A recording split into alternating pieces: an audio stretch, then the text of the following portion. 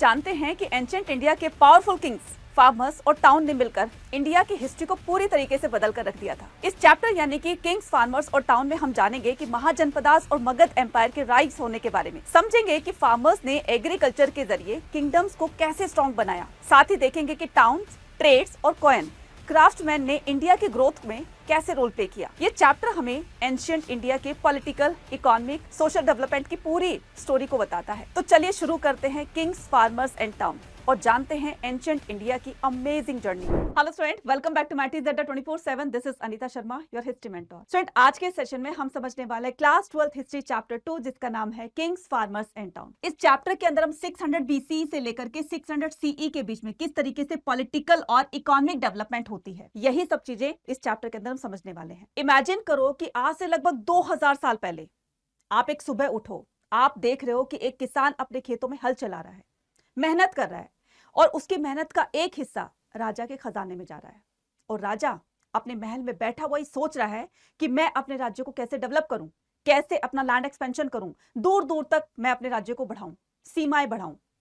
दूर दूर से व्यापारी, ट्रेडर्स आते हैं और एक जगह पर अपना सामान रख करके उसको सेल करते हैं।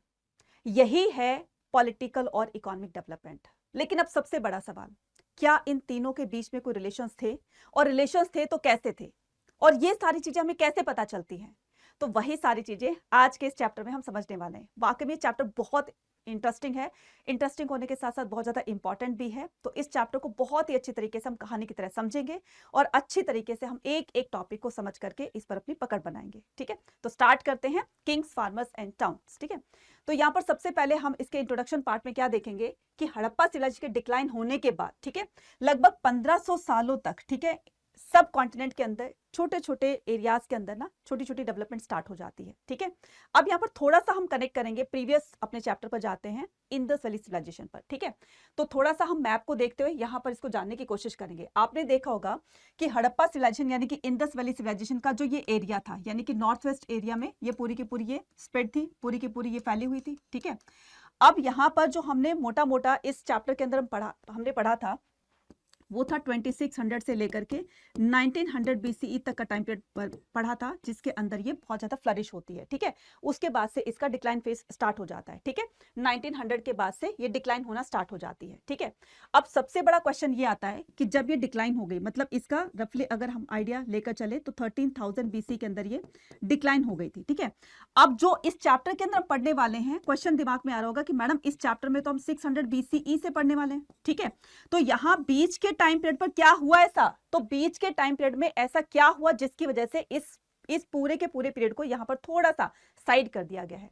सो यहीं पर स्टार्ट होता है हमारा ऋग्वैदिक पीरियड। ठीक है, ऋग्वैदिक पीरियड तो लगभग जो है 1500 के आसपास, मतलब 1500 ईयर्स तक। ठीक है, यहां से यहां तक के टाइम पीरियड पर ये जो 1500 ईयर्स है, 1500 साल हैं, इसी के अंदर सब कॉन्टिनेंट के अलग अलग पार्ट्स में छोटी छोटी डेवलपमेंट स्टार्ट हो जाती है, सेटलमेंट स्टार्ट हो जाती है। ठीक है, और ये पूरा का पूरा हमारा क्या है, पूरा का पूरा ये हमारा वैदिक पीरियड वाला एरिया है, जहां पर हमारा अर्ली वैदिक पीरियड स्टार्ट हुआ था।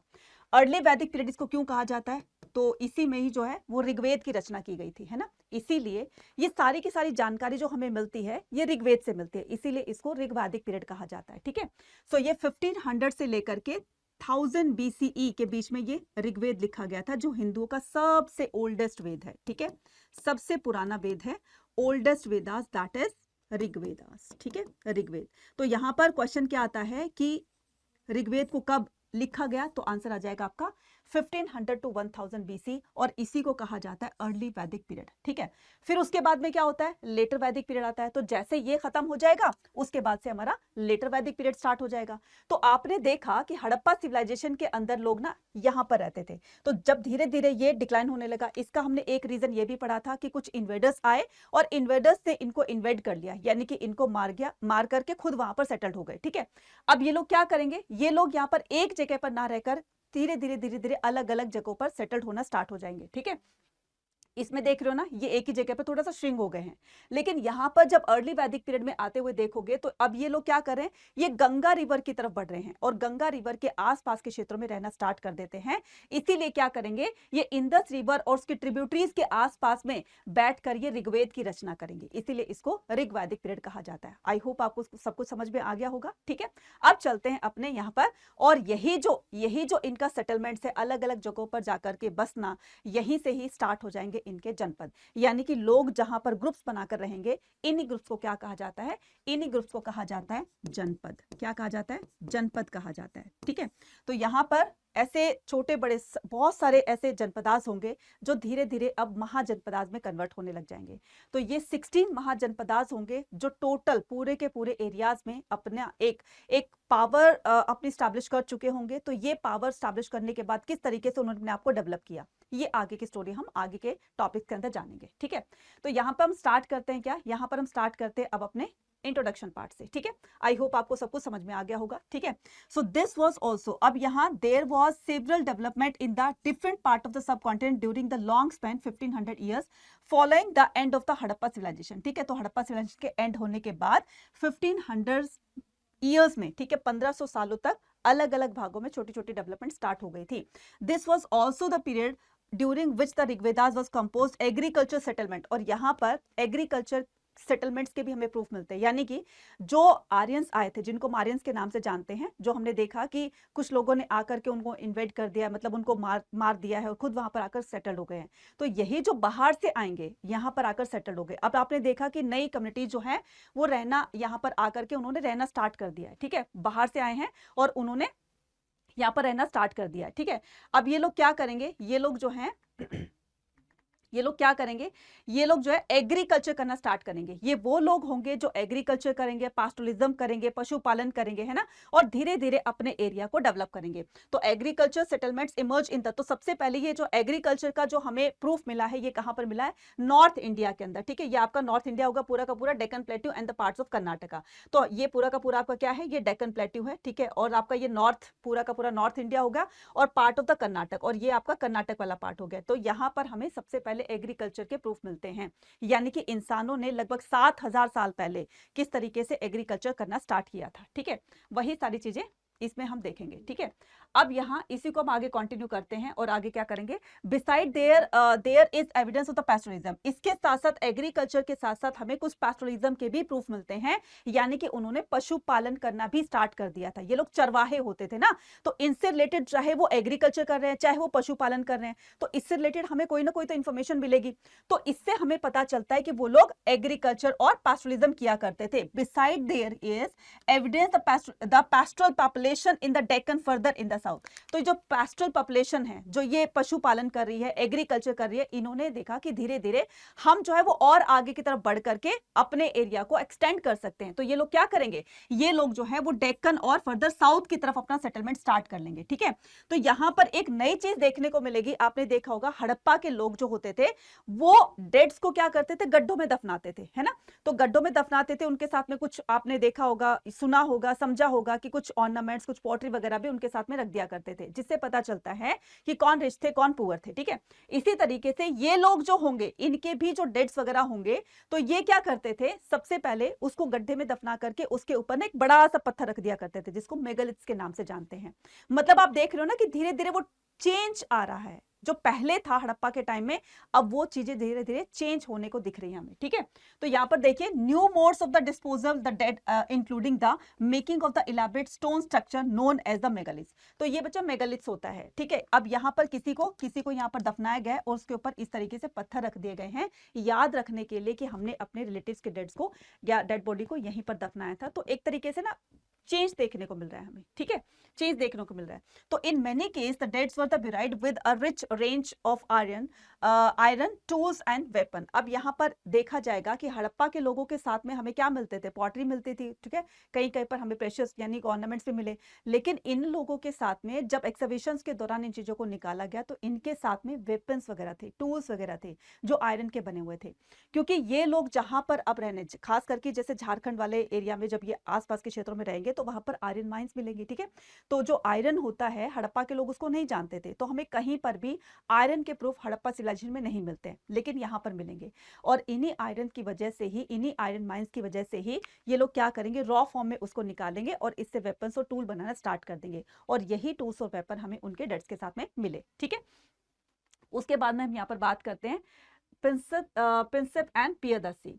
अब मैंने कहा ना कि ये चीजें हमें कब और कहां से पता चलती है, तो ये ऐसे पहले पर्सन थे जिन्होंने अशोका के इंस्क्रिप्शंस को, जो कि 2 स्क्रिप्ट में लिखा हुआ था, ब्राह्मी और खरोष्टी, उनको स्टडी किया, स्टडी करके ये बताया कि अशोका के इंस्क्रिप्शन में क्या लिखा हुआ है। ठीक है, तो इन्होंने बताया हमें Indian epigraphy took place in the 1830। तो 1830s के दशक में इंडियन जो एपिग्राफी होती है, अभी एपिग्राफी होती है, क्या होती है, ये जो होता है ना बच्चे, ये आप देख रहे हो ना, ये क्या होते हैं, ये इंस्क्रिप्शन होते हैं, ये क्या होते हैं, ये इंस्क्रिप्शन होते हैं। ठीक है, अब इंस्क्रिप्शन क्या होते हैं, बड़ी बड़ी शिलालेखाओं पर, कॉपर प्लेट पर, है ना, कुछ भी जैसे पिलर्स हो गए, इन पर कुछ भी कंटेंट लिखा होना। ठीक है, दैट इज कॉल्ड इंस्क्रिप्शन। और उस इंस्क्रिप्शन पर जो चीज लिखी हुई है उसको स्टडी करना, दैट इज कॉल्ड एपिग्राफी। ठीक है, दैट इज कॉल्ड एपिग्राफी। ठीक है, तो this was when the James Prinsep, ये कौन है, ये जेम्स प्रिंसेप है, इन्होंने, इनका हम थोड़ा सा इंट्रो जान लेते हैं। ये ईस्ट इंडिया कंपनी में मिंटिंग का काम किया करते थे। अब मिंटिंग क्या होता है, आपने देखा होगा कॉइन्स पर, ठीक है, जो कॉइन्स होते हैं हमारे, इनके ऊपर ना कुछ लिखा होता है, जैसे ये 1 रुपीज का कॉइन है, इसके नीचे आपने कुछ लिखा होगा। ठीक है, मतलब लिखा हुआ देखा होगा, तो वो क्या लिखा है उसकी स्टडी करना। ठीक है, तो वो भी एक तरह का काम होता है, उसको न्यूमेटिस्ट कहा जाता है, मैं आगे बताऊंगी उसको भी। ठीक है, so the east India company decipher the Brahmi and Kharosthi script. ठीक है, the 2 script use in the earliest inscription, यही 2 स्क्रिप्ट ऐसी थी जो अर्लीस्ट इंस्क्रिप्शन में लिखी गई थी, और कॉइन्स के ऊपर भी यही 2 स्क्रिप्ट में कंटेंट लिखा हुआ था। He found that the most of these the mention of the king, उन्होंने ये देखा, बहुत सारे जब इन्होंने इंस्क्रिप्शंस को स्टडी किया तो उनमें ये पाया कि एक ही राजा का नाम, जो कि पियदर्सी और आपका देवान पिया के नाम से लिखवाया गया, हो सकता है कि ये कोई एक पर्टिकुलर राजा हो जिसने अपने आप को इन 2 नामों से लिखवाया है। फिर इस पर रिसर्च की जाएगी और धीरे धीरे सभी चीजों का पता लगाया जाएगा। ठीक है, अब यहां पर देखिए, ये क्या है, ये है इंस्क्रिप्शन, जो मैंने अभी बताया।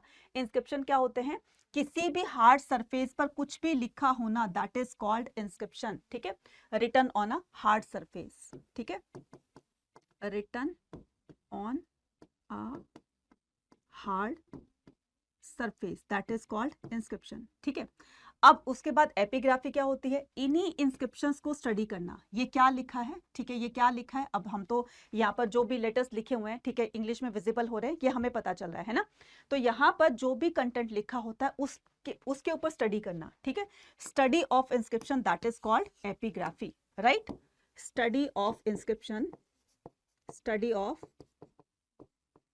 Inscription, that is called epigraphy. ठीक है, तो ये था। अब हम यहाँ पर बात करेंगे the earlier state, the 16 mahajanapadas. अब हमने देखा ना कि वो लोग अब गंगा रिवर की तरफ आकर के सेटल हो गए हैं। ठीक है, और धीरे धीरे अपने आप को एक्सटेंड कर रहे हैं, मतलब धीरे धीरे अलग अलग जगहों पर ये ग्रुप बनाकर रहने लगे हैं। सो वही लोगों का ग्रुप क्या कहलाएगा, जनपद कहलाएगा। जनपद से बनेंगे महाजनपदास और महाजनपदास से बनेंगे एम्पायर्स। ठीक है, तो यहाँ पर ये पूरी की पूरी स्टोरी को हम समझने वाले हैं।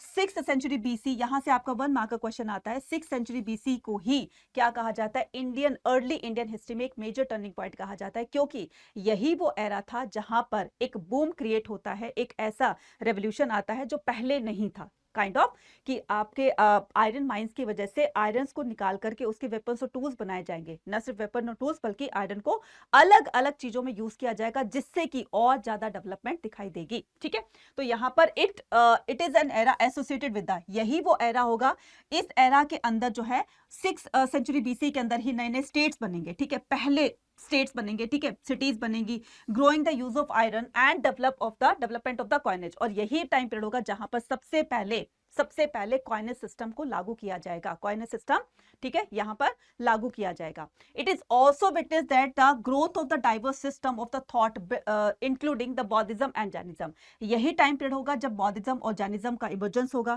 Early Buddhist and the Jainist text mention the, और यहां पर इन 16 महाजनपदों का वर्णन हमें बुद्धिस्ट और जैनिस्ट टेक्स्ट में भी मिलता है। इसका मतलब ये कहीं ना कहीं वो बात सही थी, यानी कि 16 महाजनपद जिनको आज हम स्टेट्स के नाम से जानते हैं, इन स्टेट्स के, इन महाजनपदास के नाम हमें बुद्धिस्ट और जैनिस्ट टेक्स्ट में मिले, इससे एक और ऑथेंटिक इंफॉर्मेशन हमें मिल जाती है। ठीक है, उसके बाद ऑल दो दा, तो हमने सबसे पहले क्या बताया था कि हमें ये इंफॉर्मेशन कहाँ से मिलती है, ठीक है। तो पहले थोड़ी बहुत इंफॉर्मेशन मिली हमें वैदिक पीरियड की, ऋग्वैदिक से, ठीक है। लेटर वैदिक पीरियड जो आया जिससे हमें इंफॉर्मेशन मिलती है 3 वेदों से, तो ये यजुर्वेद हो जाएगा, अथर्ववेद हो जाएगा और सामवेद हो जाएगा, ठीक है।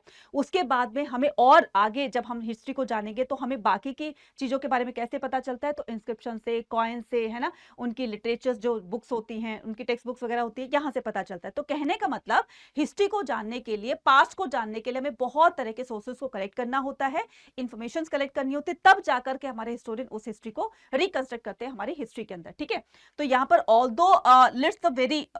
Although list very some of the name such as the, हालांकि इस लिस्ट के अंदर 16 महाजनपदास का वर्णन किया गया है, लेकिन इनमें से कुछ महाजनपदास ऐसे हैं, फॉर एग्जांपल वज्जी हो गया, मगध हो गया, कौशल, कुरु, पांचाल, ठीक है, Gandhar and Avanti occur frequently, इनका वर्णन बार बार हमें इन चीजों में मिलता है। Clearly these were the amongst the most important, इससे एक बात तो साफ होती है कि इन्हीं 16 महाजनपदास में से ये जो महाजनपदास होंगे ये सबसे ज्यादा पावरफुल होंगे, ठीक है। अब हम यहाँ पर बात करते हैं कि कौन कौन से 16 महाजनपदास हैं, तो ये सारे के सारे 16 महाजनपदास है, ठीक है। कंबोज हो गया, गांधार हो गया, सूरसेन, मत्स्य, अवंती, चेदी, वत्स, ठीक है, अश्मक हो गया, मगध हो गया, कौशल, मल्ला, काशी, ठीक है, वैदही, ठीक है, कुरु, पांचाल, ये सब क्या है, ये सारे के सारे जो हैं वो आपके 16 महाजनपदास है, ठीक है। अब यहाँ पर क्या करेंगे, अर्लिएस्ट 16 महाजनपदास। अब हम इस महाजनपदास को समझते हैं कि क्या चीज है। जनपद का मतलब क्या होता है, अभी मैंने बताया कि जहां पर लोग छोटे छोटे ग्रुप में रहना स्टार्ट कर देंगे तो उन्हीं छोटे छोटे लोगों का ग्रुप ही क्या कहलाता है, जनपद कहलाता है, ठीक है। अब मान लीजिए ये हमारा सब कॉन्टिनेंट है, सब कॉन्टिनेंट के अलग अलग पार्ट्स में छोटे छोटे जनपदास बनने स्टार्ट हो जाते हैं, ठीक है। अब इस एक महाजनपद का, एक जनपद का कोई हेड होगा, ठीक है। अब उस हेड के मन में आएगा कि यार क्यों ना मैं इस वाले जनपद को एक्वायर कर लूं, इस वाले जनपद पर अटैक करके, ठीक है, इसको इन्वेड करके मैं अपना जनपद बड़ा कर लूं, ठीक है। तो ये क्या करेगा, इसको विन कर लेगा, इसको विन कर लेगा, इसको विन कर लेगा, तो धीरे धीरे आपने देखा कि ये जो जनपद है ये बड़ा हो गया, ठीक है। इसी को क्या कहा जाता है, इसी को ही महाजनपद कहा जाता है। तो पूरे सब कॉन्टिनेंट के अंदर ऐसे 16 महाजनपदास होंगे जो बहुत बड़े बड़े होंगे, ठीक है।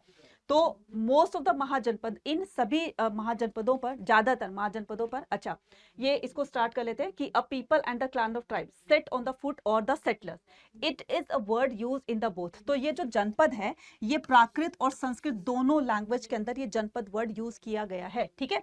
मोस्ट ऑफ द महाजनपद, ज्यादातर महाजनपदास पर कोई रूल किंग किया करता था, which is some known as the ganas and sangha, जिसको हम घानास और संघास के नाम से कहते हैं। देखो यहाँ पर मोनार्की सिस्टम भी था, कहीं कहीं पर किसी किसी महाजनपदास में मोनार्की सिस्टम भी चलता था, यानी कि पूरी की पूरी पावर एक राजा के हाथ में होती थी।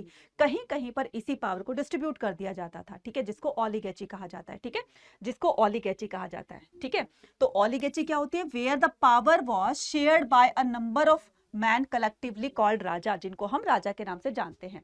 बोथ महावीरा, खुद महावीरा और गौतम बुद्धा एक क्लान से बिलोंग किया करते थे, जैसे वो जो गौतम बुद्धा थे वो शाक्य क्लान से थे और वो लिच्छवी क्लान से थे, तो ये खुद भी किसी न किसी क्लान से बिलोंग करते थे। कहने का मतलब जब खुद किसी क्लान से बिलोंग करते हैं तो उसके बारे में जो हमें इंफॉर्मेशन मिलती है वो ऑथेंटिक होगी, वो सही होगी, ठीक है।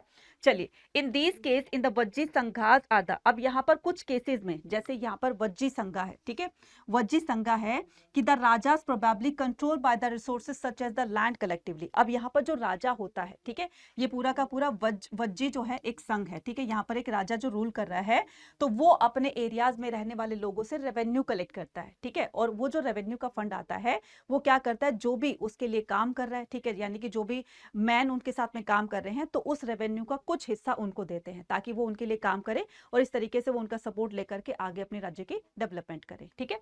उसके बाद हम यहाँ पर बात करते हैं किसकी, स्टेट्स और कैपिटल की, ठीक है। अब यहाँ पर स्टेट और कैपिटल है, किस तरीके से अर्ली स्टेट और उनकी कैपिटल है यहाँ पर आप देख रहे होंगे, ठीक है। तो यहाँ पर देखिए ये आ जाएगा आपका कंबोज है, ठीक है, ये पुरुष गांधार है, तक्षशिला है, ठीक है, ये तक्षशिला क्या है, ये कैपिटल है।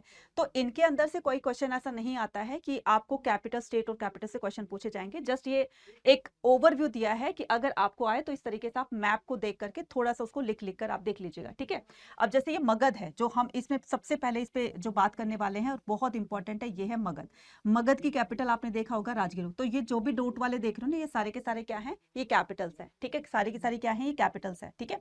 तो कुरु हो गया, पांचाल हो गया, ठीक है। पांचाल की क्या हो जाएगी, सरस्वती हो जाएगी, ठीक है। उसके बाद में आपका हो जाएगा वत्सा हो गया। तो ये जो आप डॉटेड वाला देख रहे हो ना, ये सारा का सारा क्या है, ये कैपिटल है, ठीक है। तो मगध की कैपिटल जो थी फर्स्ट, वो राजगिरा थी। अब ये राजगिरा का मगध से क्या लिंक है, ठीक है।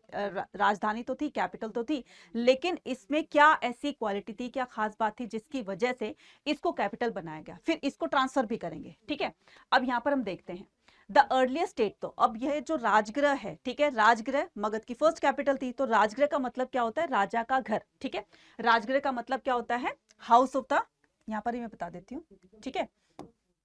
तो ये जो है आपका राजगीर, राजगीर का मतलब क्या होता है, हाउस ऑफ द किंग। क्या होता है, हाउस ऑफ द किंग, यानी कि जहां पर राजा खुद रहा करते थे, तो वहीं पर ही खुद रहा करते थे, वहीं पर उनका कोर्ट होता था। कोर्ट में सारी की सारी एडमिनिस्ट्रेशन एक्टिविटीज होती थी, जहां से रूल बनते थे और पूरे राज्य के अंदर उसको इंप्लीमेंट किया जाता था, लागू किया जाता था, ठीक है। तो इसलिए इसको क्या बनाया गया, और इस राजगृह को पूरे चारों तरफ से इसको फोर्टिफाइड किया गया। फोर्टिफाइड करने का भी एक रीजन था, क्योंकि अगर मान लो कोई दुश्मन आकर के अगर कैपिटल को पर ही अटैक करके उसको अपने कब्जे में ले ले, तो इसका मतलब पूरा का पूरा राज्य उसके हाथ में आ जाएगा। तो कैपिटल को सिक्योर किया जाता था, फोर्टिफाइड करके उसको बहुत अच्छी तरीके से उसकी सुरक्षा की जाती थी, ताकि कोई एनिमी आकर इस पर अचानक से अटैक ना कर सके, और साथ में जो है राजा को कोई नुकसान ना पहुंचे, क्योंकि राजा को अगर नुकसान पहुंचा तो डेवलपमेंट कहां से होगी, ठीक है। तो ये हो जाएगा पूरा। उसके बाद यहां पर क्या लिखे जाएंगे, हमारे धर्मसूत्र धर्मशास्त्र लिखे जाएंगे, ठीक है। डेवलपमेंट हो रही है, राजा अपने राज्य में है, राज्य में रहने वाले लोग भी होंगे। अब यहाँ पर क्या किया जाएगा कि राजा के लिए और प्रजा के लिए कुछ नियम और कानून बनाए जाएंगे, ठीक है। तो राजा के लिए क्या क्या, ठीक है, कानून बन सकते हैं, या राजा का क्या कर्तव्य हो सकता है, क्या क्या उसकी ड्यूटी होनी चाहिए, वो सारी की सारी बातें धर्मसूत्र और धर्मशास्त्र में लिखी जाएंगी। अब इसको कौन लिखेगा, है ना। तो देखो, सोसाइटी में रहने वाले लोगों के लिए, गवर्नमेंट के लिए कुछ रूल्स होंगे, तभी जाकर के वो चीजें, वो राज्य जो है स्मूथली रन कर सकता है ना, सारे काम ठीक से हो सकते हैं। तो from 6th century BCE onwards Brahmanas begin to compose. अब यहाँ पर 6th century BCE ऑनवर्ड्स ब्राह्मणों ने क्या किया, संस्कृत की एक बुक लिखना स्टार्ट किया, जिसको हम धर्मसूत्र और धर्मशास्त्र के नाम से जानते हैं। तो आपको सूत्र से पता चलता होगा थोड़ा सा नाम से कि सूत्र का मतलब क्या होता है, फार्मूला होता है। तो फार्मूला किस चीज का फार्मूला, कि राज्य में किस तरीके से रहा जाए, है ना, कैसे सर्वाइव किया जाए। तो यहाँ पर राजा और प्रजा के लिए धीरे धीरे रूल बनना स्टार्ट हो जाएंगे, ठीक है। तो यहाँ पर क्या बताया जाएगा कि these laid down the norms of the for the rulers. अब यहाँ पर नॉर्म्स फॉर द रूलर, यानी कि नियम किसके लिए, रूलर्स के लिए, राजा के लिए, who were ideally expected to, जिसमें यह कहा जाएगा कि क्षत्रिय ही राजा बन सकते हैं, और उन राजाओं का ये कर्तव्य होगा, उन राजाओं को ये एडवाइस किया जाएगा कि अपने राज्य में रहने वाले लोगों से, चाहे वो कोई कल्टीवेटर हो, चाहे कोई ट्रेडर हो, चाहे वो आर्टिशन हो, वो क्या करेगा, राजा जो है उनसे टैक्स वसूल करेगा, उनसे जो है टैक्स कलेक्ट करेगा, और इसी टैक्स के फंड से, इसी टैक्स के पैसे से वो उसको अपनी प्रजा के ऊपर लगाएगा, वेलफेयर के कामों में लगाएगा, जिससे कि वो डेवलप हो जाएगा, ठीक है। तो ये राजा का कर्तव्य किस में लिखा गया है, धर्मसूत्र धर्मशास्त्र में। Gradually some state acquire the standing army, और धीरे धीरे राजा क्या करेंगे, राजा का भी ये, ठीक है, मैंने क्या कहा कि राजा का इसमें कर्तव्य क्या लिखा जाएगा, कि राजा को अपनी प्रजा से, ठीक है, जो आर्टिशन है, ट्रेडर्स हैं, कल्टीवेटर्स हैं, उनसे उनको रेवेन्यू लेना चाहिए, ठीक है, और उनके फंड को जो है वो उनकी डेवलपमेंट पे लगा देना चाहिए। यहां तक ठीक है बात, ठीक है। उसके बाद में यहां पर यह भी कहा जाएगा कि राजा की एक और ड्यूटी होगी कि वो फंड के बदले में उनको प्रोटेक्शन दे, जो भी उनके राज्य में रह रहे हैं। तो उसके लिए क्या करेगा राजा, आर्मी रखेगा ना। तो राजा बहुत बड़ी बड़ी आर्मी रखता था, पहले छोटी आर्मी रखता था, मतलब यही जो कल्टीवेटर्स होंगे, किसान होंगे, इन्हीं को ही पहले सोल्जर्स के रूप में यूज कर लिया करते थे। फिर बाद में धीरे धीरे जो है सोल्जर्स की कैटेगरी अलग हो जाएगी, कल्टीवेटर्स के अलग, और उनके ट्रेडर्स के अलग, और इधर आर्टिशंस के अलग, ठीक है। तो पहले इन्हीं को ही अलग अलग कामों में यूज कर लिया जाता था, ठीक है। तो army, standing army and the maintain regular and the bureaucracy, right.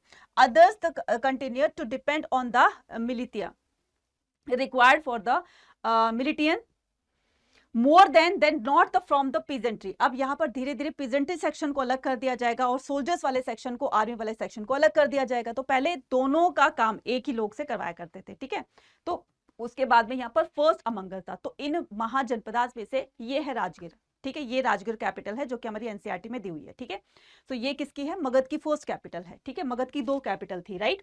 तो between 6th and the 4th century BC Magadh in the present day Bihar, तो आज का बिहार पहले का मगध हुआ करता था। ठीक है, आप में से कोई अगर बिहार से है तो एक बार हैशटैग बिहार कर दो, ठीक है, लिख दो ताकि मुझे पता चल जाए कि आप बिहार से हो। ठीक है, तो देखो कितना प्राउड फील होता है ना कि मगध जो सबसे पावरफुल महाजनपद था, हमारा पास्ट, हमारा कभी हम वो कहलाते थे, है ना, मगधवासी कहलाते थे। ठीक है, तो हमारे जो पूर्वज थे वो मगध में रहा करते थे।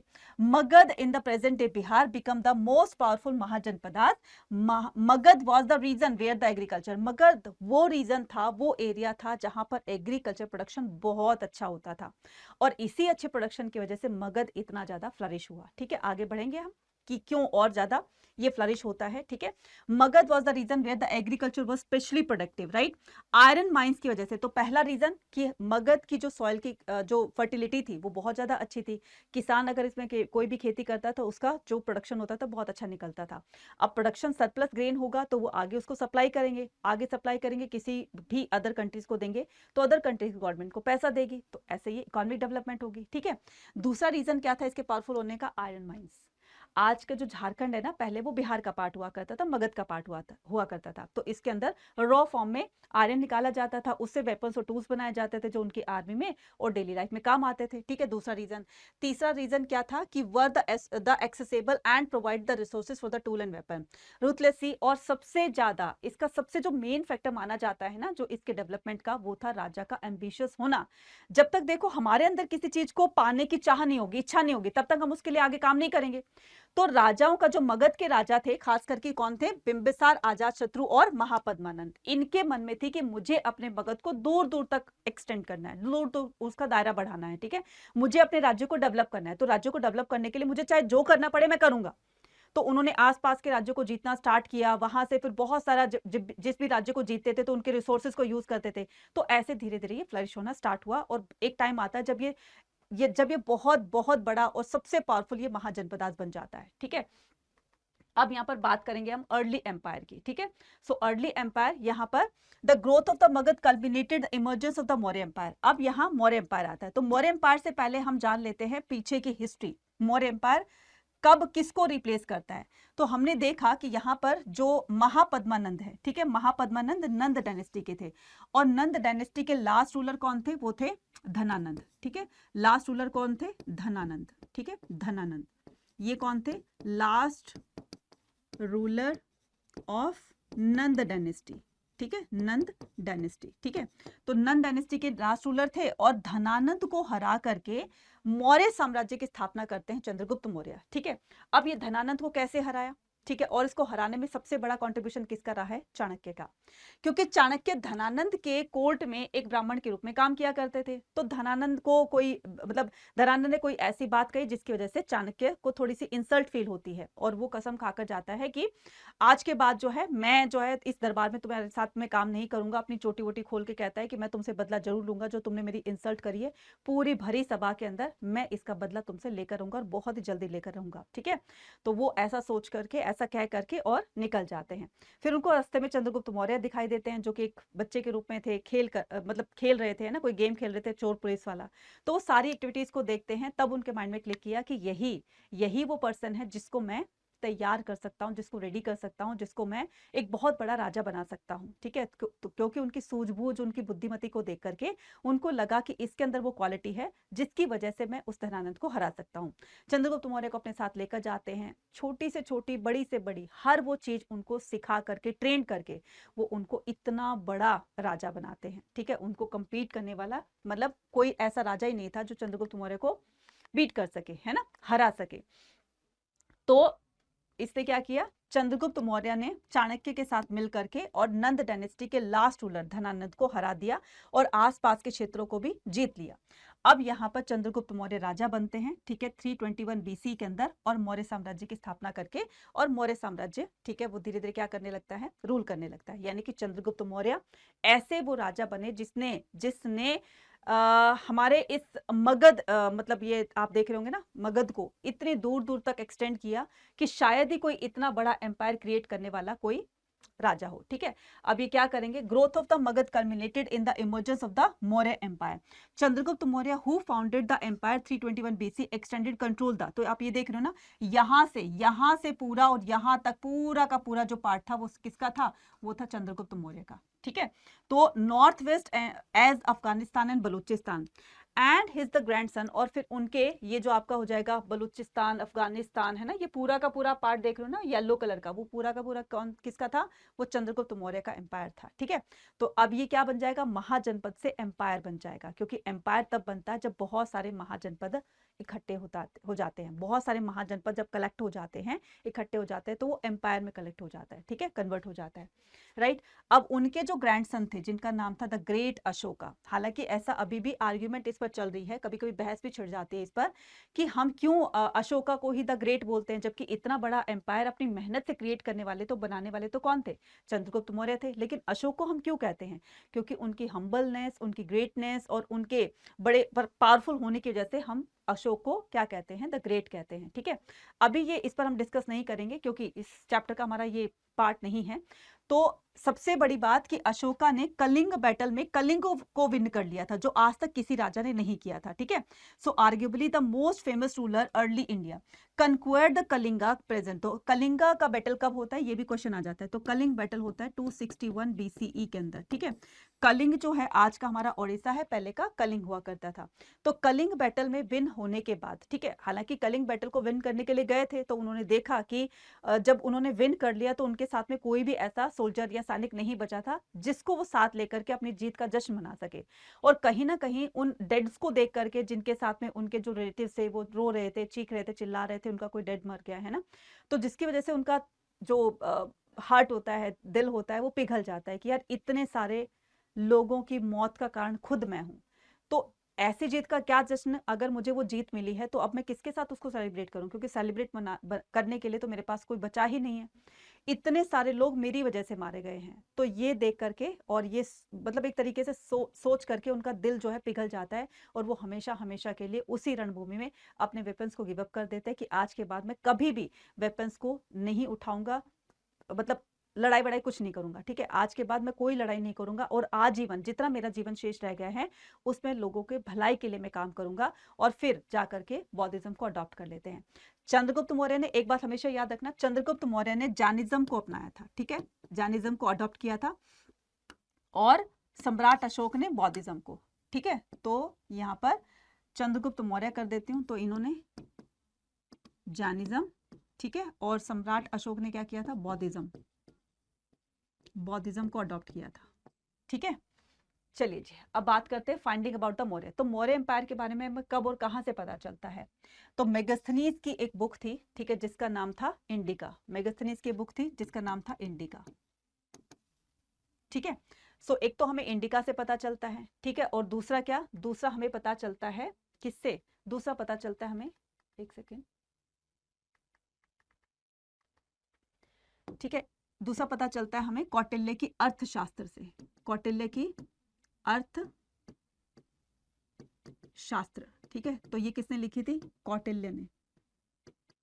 कौटिल्य कौन है, चाणक्य जिसको हम बोलते हैं, ठीक है। और ये इंडिका जो थी वो मेगास्थनीज की थी। ये मेगास्थनीज कौन था, मेगास्थनीज को सैल्यूकस निकोटर ने, ठीक है, चंद्रगुप्त मौर्य के दरबार में भेजा था कि जाकर पता करके आओ कि उनका राज्य क्यों इतना डेवलप्ड है, वो ऐसा क्या कर रहे हैं, कौन से ऐसे रूल रेगुलेशंस फॉलो करें जिसकी वजह से उनका राज्य जो है इतना अच्छा और इतना बढ़िया हो गया है ना। तो जाकर के आज भी तो ऐसे ही करते हैं कि एक कंट्री से दूसरी कंट्री में जो मिनिस्टर्स होते हैं जाकर के पता करके आते हैं कि ऐसा क्या चीज वो कर रहे हैं जो हम भी कर सकते हैं और अपने देश को हम अच्छा कर सकते हैं, ठीक है। तो पहले भी ऐसा होता था। तो सैल्यूकस निकोटर ने मेगास्थनी जो कि ग्रीक एम्बेसडर था, उसको चंद्रगुप्त मौर्य के शासनकाल में उनको उनके दरबार में भेजते हैं। बहुत टाइम तक चंद्रगुप्त मौर्य के शासनकाल में उनके राज्य में रहने के बाद वो बहुत सारी चीजों को ऑब्जर्व करते हैं, खास करके उन्होंने अपनी बुक इंडिका के अंदर उसकी आर्मी के बारे में, चंद्रगुप्त मौर्य की आर्मी के बारे में लिखा कि चंद्रगुप्त मौर्य की आर्मी दुनिया की सबसे बड़ी आर्मीज में से एक थी, जिसमें तो 60 लाख पैदल सैनिक थे, है ना, लाइट गनमैन थे, ठीक है। उसके अलावा चैरियटर्स अलग थे, एलिफेंट वाले अलग थे, ठीक है, और जो कैवलरी मैन थे वो अलग थे। मतलब इतनी ज्यादा बड़ी सेना थी कि शायद ही इतनी बड़ी सेना किसी की रही हो, ठीक है। तो इसके अंदर 6 कमेटीज बनाई गई, सिक्स सब कमेटीज बनाई गई है। तो पहली कमेटी का क्या काम होता था? पहली कमेटी का काम होता था नेवी वाला, सेकंड कमेटी का काम होता था ट्रांसपोर्टेशन वाला, थर्ड का होता था इन्फेंट्री को देखभाल करना, फोर्थ का होता था कैवलरी की देखभाल करना, फिफ्थ का होता था चैरियट और सिक्स का होता था एलिफेंट वाला। कहने का मतलब ये पूरी की पूरी इतनी बड़ी आर्मी को 6 पार्ट्स में डिवाइड कर दिया गया था। हर एक पार्ट का अपना एक हेड होता था जो अपनी कमेटी के जो भी उनका जो एक रिस्पॉन्सिबिलिटी होती थी उसको फुलफिल करता था। ठीक है, तो ये बताया गया है। ठीक है, उसके बाद में यहाँ पर अब हम बात करते हैं द ग्रेट अशोका की। किसकी बात करते हैं? द ग्रेट अशोका की। तो Ashoka was the first ruler who inscribed his message to his subject and officer on the stone surface, natural rocks and well as polished pillar। Ashoka ऐसे राजा थे जिन्होंने परमानेंट तरीके से अपने मैसेज को लोगों तक पहुंचाने की कोशिश की। परमानेंट तरीका का कहने का मतलब है ऐसा नहीं कि थोड़े बाद मतलब किसी पेपर पर उन्होंने लिखा और थोड़े टाइम बाद वो लोग भूल गए उसको या वो पेपर ही कहीं गायब हो गया। तो उन्होंने वो तरीका अपनाया जो परमानेंट रह सके, और ये तरीका था इंस्क्राइब करवाने का, यानी कि इंस्क्रिप्शन वगैरह पर खुदवा कर उनको लिखवाना, ताकि मतलब जनरेशन टू जनरेशन लोग इनको पढ़ करके उनके बारे में थोड़ा सा एक जो उनका थॉट प्रोसेस होता है वो अच्छा सा बना सके। तो Ashoka was the first ruler who inscribe his message to his subject and official on the stone surface. तो बड़े बड़े पत्थरों पर ये अपने मैसेज को लिखवाते थे, है ना। तो नेचुरल रॉक्स एंड वेल, तो नेचुरल रॉक्स पर भी लिखवाते थे, एंड पॉलिश्ड पिलर। और पॉलिश्ड पिलर आपने महरौली में, दिल्ली महरौली में आपने एक वो लोहे का पिलर देखा होगा ना, आयरन पिलर देखा होगा। ठीक है, और साथ में ऐसे बहुत सारी अपने जगह पर सुना होगा या देखा भी, खुद भी देखा होगा कि जहां पर इंस्क्रिप्शंस पे कुछ ना कुछ लिखा होता है। ठीक है, पिलर्स पर या बड़े बड़े पत्थरों पर लिखा होता है। ठीक है, सो ही यूज्ड इंस्क्रिप्शन। अब इन्होंने इंस्क्रिप्शन को कैसे यूज किया? तो ही यूज इंस्क्रिप्शन क्यों यूज किया? To proclaim what he understood to be dhamma. तो खास करके धम्म की पॉलिसी को, तो सबसे पहले इनका विचार आता है, सोच बनती है कि मुझे कुछ ऐसा करना चाहिए जिससे अगर मैं कल को इस दुनिया में ना भी रहूं तो लोगों के दिल और दिमाग में तो कम से कम मैं याद के तौर पर रह सकूं। तो उन्होंने धम्म की पॉलिसी को प्रोपगेट करने के लिए इंस्क्राइब कराया, इंस्क्रिप्शंस वगैरह लिखवाए। इंस्क्रिप्शन पर जो इंस्क्राइब करवाया जाता है, खुदवा कर जो लिखवाया जाता है उसी को ही इंस्क्राइब कहा जाता है। ठीक है, तो यहाँ पर उन्होंने धम्म क्या होता है, अब ये धम्म जान लेते हैं। तो धम्म क्या होता है बच्चा? इन्होंने ऐसा एक धम्म चलाया था जिसके अंदर बहुत सारी, मतलब जो हम बचपन से ही सीखते हैं ना कि जो मॉरल एटिकेट्स होते हैं, मॉरल वैल्यूज होते हैं कि हमें बड़ों की जो है वो रिस्पेक्ट करनी चाहिए, छोटों से प्यार करना चाहिए, ब्राह्मणों का आदर सत्कार करना चाहिए, अपने धर्म के अलावा दूसरे धर्म को भी रिस्पेक्ट करनी चाहिए। तो ये जो कुछ मॉरल वैल्यूज होते हैं, सेम यही मॉरल वैल्यूज जो है वो धम्म का पार्ट थी। तो इसी को फैलाने के लिए उन्होंने इंस्क्रिप्शन पर इनको लिखवाना स्टार्ट किया, और इनको प्रोपगेट करने के लिए एक तरह के स्पेशल ऑफिसर्स को वो नियुक्त करते थे जिसको कहा जाता था धम्म महामत्ता। क्या कहा जाता था? धम्म महामत्ता, महामत्ता। ठीक है, तो ये कौन होते थे? ये स्पेशल ऑफिसर होते थे। ठीक है, ये कौन होते थे? स्पेशल ऑफिसर्स होते थे। ठीक है, चलिए नेक्स्ट लैंग्वेज एंड इंस्क्रिप्शन की बात करते हैं। ठीक है, तो ये लैंग्वेज और inscription, most of the Ashoka inscription, यहाँ से क्वेश्चन आता है कि ज्यादातर अशोका के इंस्क्रिप्शन प्राकृत लैंग्वेज में लिखे होते थे, while those in the north. तो यहाँ पर जो नॉर्थ वेस्ट वाला एरिया, नॉर्थ वेस्ट वाला एरिया कौन सा हो जाएगा?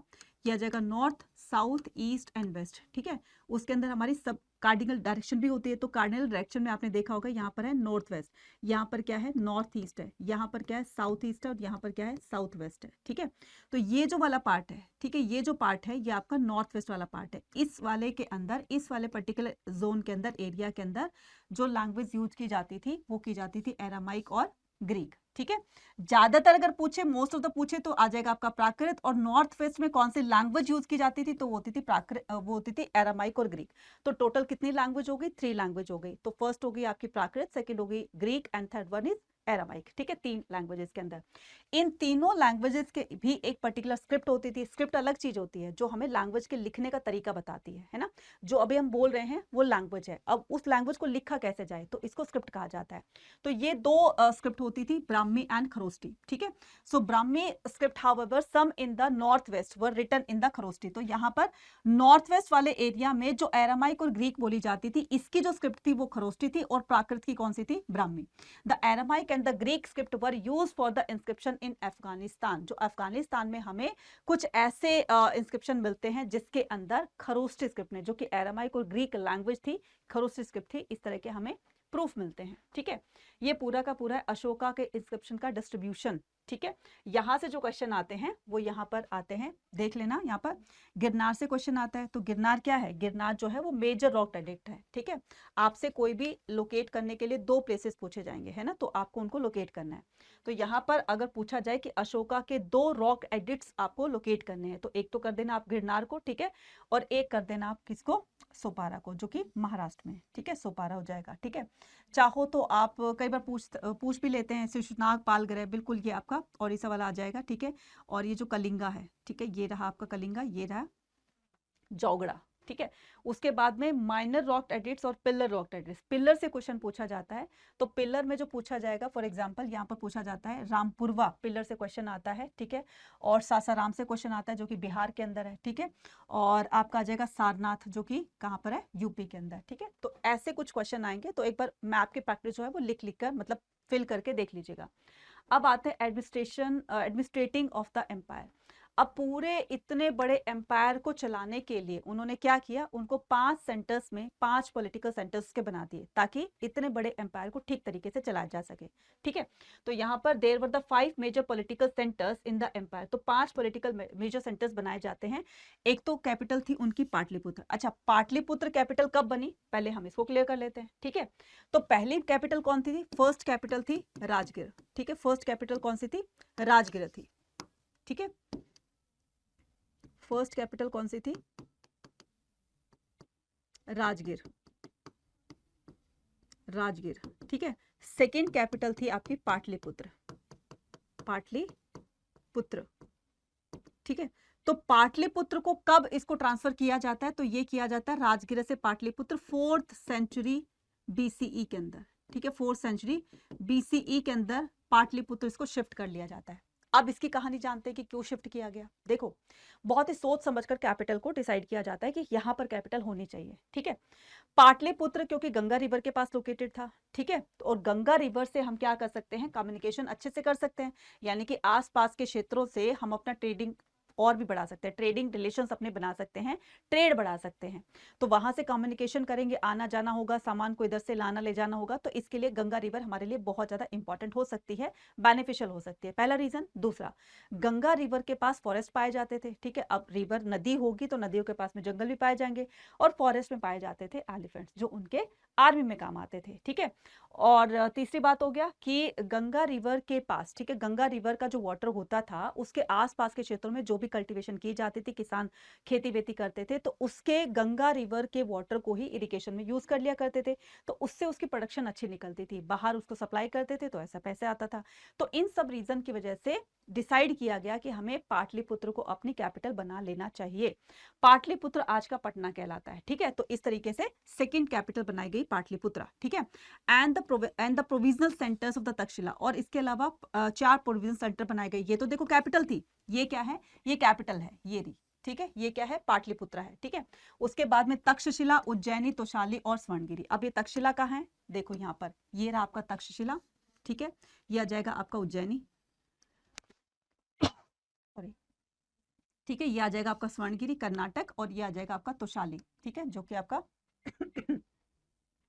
कलिंग है। ठीक है, ओडिशा, राइट। तो ये सारा का सारा आपने लोकेट करने के लिए आया, तो आप इसमें कर सकते हो। ठीक है, तो Swarnagiri, all the mention in the Ashoka inscription, ये सारे के सारे अशोका के इंस्क्रिप्शन में ये सारे के सारे प्लेसेस मेंशन किए गए हैं, तभी वहां से हमें पता चला communication along the both land and the riverine routes are the vital existence of the empire. अब ये जो कम्युनिकेशन की जाती थी, ये लैंड रूट से भी की जाती थी, रिवराइन रूट से भी की जाती थी, और सी रूट से भी की जाती थी। मतलब कि ये उज्जैनी है ना, उज्जैनी यहां पर होती थी बच्चा। ठीक है, उज्जैनी कहां पर होती थी, यहां पर। तो उज्जैनी से क्या कर सकते हैं हम, आसपास के क्षेत्रों से अपना ट्रेड बढ़ा सकते हैं। ठीक है, तो इसको लैंड रूट के लिए यूज किया जाता था, इसलिए इसको इंपॉर्टेंट सेंटर माना गया था ट्रेड हब के लिए। ठीक है, ये ट्रेड हब था। उसके अलावा हम ये देखेंगे स्वर्णगिरी, जो कि कर्नाटक में, वहां पर गोल्ड माइंस पाई जाती थी, तो इसको मेजर सिटीज में इसलिए काउंट किया गया क्योंकि यहाँ पर गोल्ड माइंस पाई जाती थी। ठीक है, और गोल्ड से अच्छा खासा उनको प्रॉफिट हो सकता था। तीसरा, ठीक है, तीसरा क्या करेंगे, तीसरा जो है यहां पर हम क्या कर सकते हैं, तोशाली हो गया, स्वर्णगिरी। अब ये तोशाली है, कोस्टल हब है। ठीक है, कोस्टल हब से क्या कर सकते हैं हम, कलिंग रीजन। तो कोस्टल से हम मतलब जो समुद्री इलाके होंगे उनको हम समुद्र से वाया समुद्र जो है, वाया सी जो है, हम बाकी के एरियाज में जा सकते हैं। तो यहां पर है बच्चे पुहार है, यहां पर है पुहार। ठीक है। ये जो पुहार है इसको इसलिए इसको सी रूट के लिए यूज किया जाता था, इसलिए इसको मेजर कंट्री माना गया था। 3 जो कम्युनिकेशन के लिए जो मेजर सिटीज काउंट की गई हैं, एक होता था आपका ये जो है आपका उज्जैनी, दूसरा होता था पुहार और तीसरा होता था पाटलिपुत्र। यहां से रिवराइन रूट फॉलो किया जाता था, यहां से सी रूट फॉलो किया जाता था, ठीक है, और यहां से लैंड रूट फॉलो किया जाता था। क्लियर? क्लियर हो गया? चलिए next, how important was the empire. अब ये एम्पायर इतना इंपॉर्टेंट क्यों माना जाता है, किस लिए? अब सोचो जरा कि हम अपने इंडिया की बाउंड्री को क्लेम कब और कैसे कर सकते हैं। हमें पता तो होना चाहिए भाई, कागजों में, पेपर्स में पता तो होना चाहिए, कहीं नक्शे में पता होना चाहिए ना कि हमारा इंडिया पहले यहां से यहां तक एक्सटेंड था, तभी तो हम क्लेम कर पाएंगे ना। अब जैसे चाइना आता है, चाइना कहता है कि नहीं ये एरिया हमारा है, भाई हमारे पास कुछ प्रूफ होगा तभी तो हम क्लेम कर सकते हैं कि नहीं ये देखो ये एरिया हमारा है, यहाँ पर देखो इस मैप में ये दिखाया गया है, ठीक है। तो ये जो एम्पायर है ये इसलिए इंपॉर्टेंट है क्योंकि इससे हमें ये पता चलता है कि हमारा पास्ट यानी कि इंडिया हमारा कहां से कहां तक फैला हुआ था, ठीक है, सब कॉन्टिनेंट। तो Maurya empire was regarded as a major landmark the Maurya including the stone sculpture. तो जहां जहां से हमें मौर्य एम्पायर से रिलेटेड जो भी हमें स्कल्पचर्स यानी कि पत्थर की मूर्तियां मिली were considered to be example. तो जहां जहां से हमें मिली वहां से ये पता चलता है कि इतना जो एरिया था वो चंद्रगुप्त मौर्य का था या मौर्य डायनेस्टी के रूलर्स का था, ठीक है। उसके बाद में many of these historian were found the message of the, और जहां जहां से हमारे हिस्टोरियन को अशोका के इंस्क्रिप्शन मिले डिफरेंट डिफरेंट रीजन में, तो उससे भी पता चलता है कि यहां तक अशोका का शासनकाल था। ही वाज द, उससे उसके इंस्क्रिप्शंस को पढ़कर यह भी पता चला हमें कि most of the other rulers he was more powerful and the industrious. Industrious का मतलब होता है बिजनेस माइंडेड वाला। तो अशोक को एक बहुत ही बिजनेस माइंडेड पर्सन भी माना जाता था क्योंकि वो बिजनेस बढ़ाने के लिए, व्यापार बढ़ाने के लिए बहुत अलग अलग तरीकों से योजनाएं बनाते थे, है ना, और किस तरीके से अपना व्यापार बढ़ाते थे, ठीक है। तो इसलिए उनको इंडस्ट्रियस कहा जाता है। एज ऑल्सो मोर हम्बल, और ये बाकी के राजाओं से बहुत ज्यादा हम्बल थे। Later the ruler who adopted the grandiose title, और इसीलिए उन्होंने अपने आप को इंस्क्रिप्शन में अशोक ना लिखवा करके 2 नामों से लिखवाया। कौन से 2 नामों से? पियादस्सी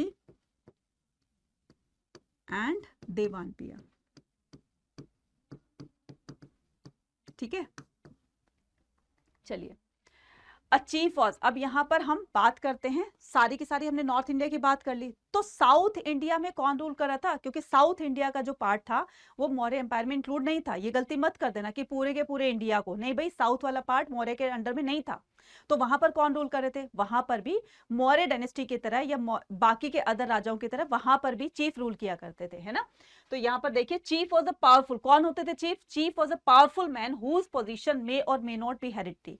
हो सकता है उनकी पोजीशन हेरिडिटी हो, नहीं हो। एग्जाम्पल के तौर पर जैसे एक राजा मान लो कर्नाटक में या तमिलनाडु में रूल कर रहा है, ठीक है।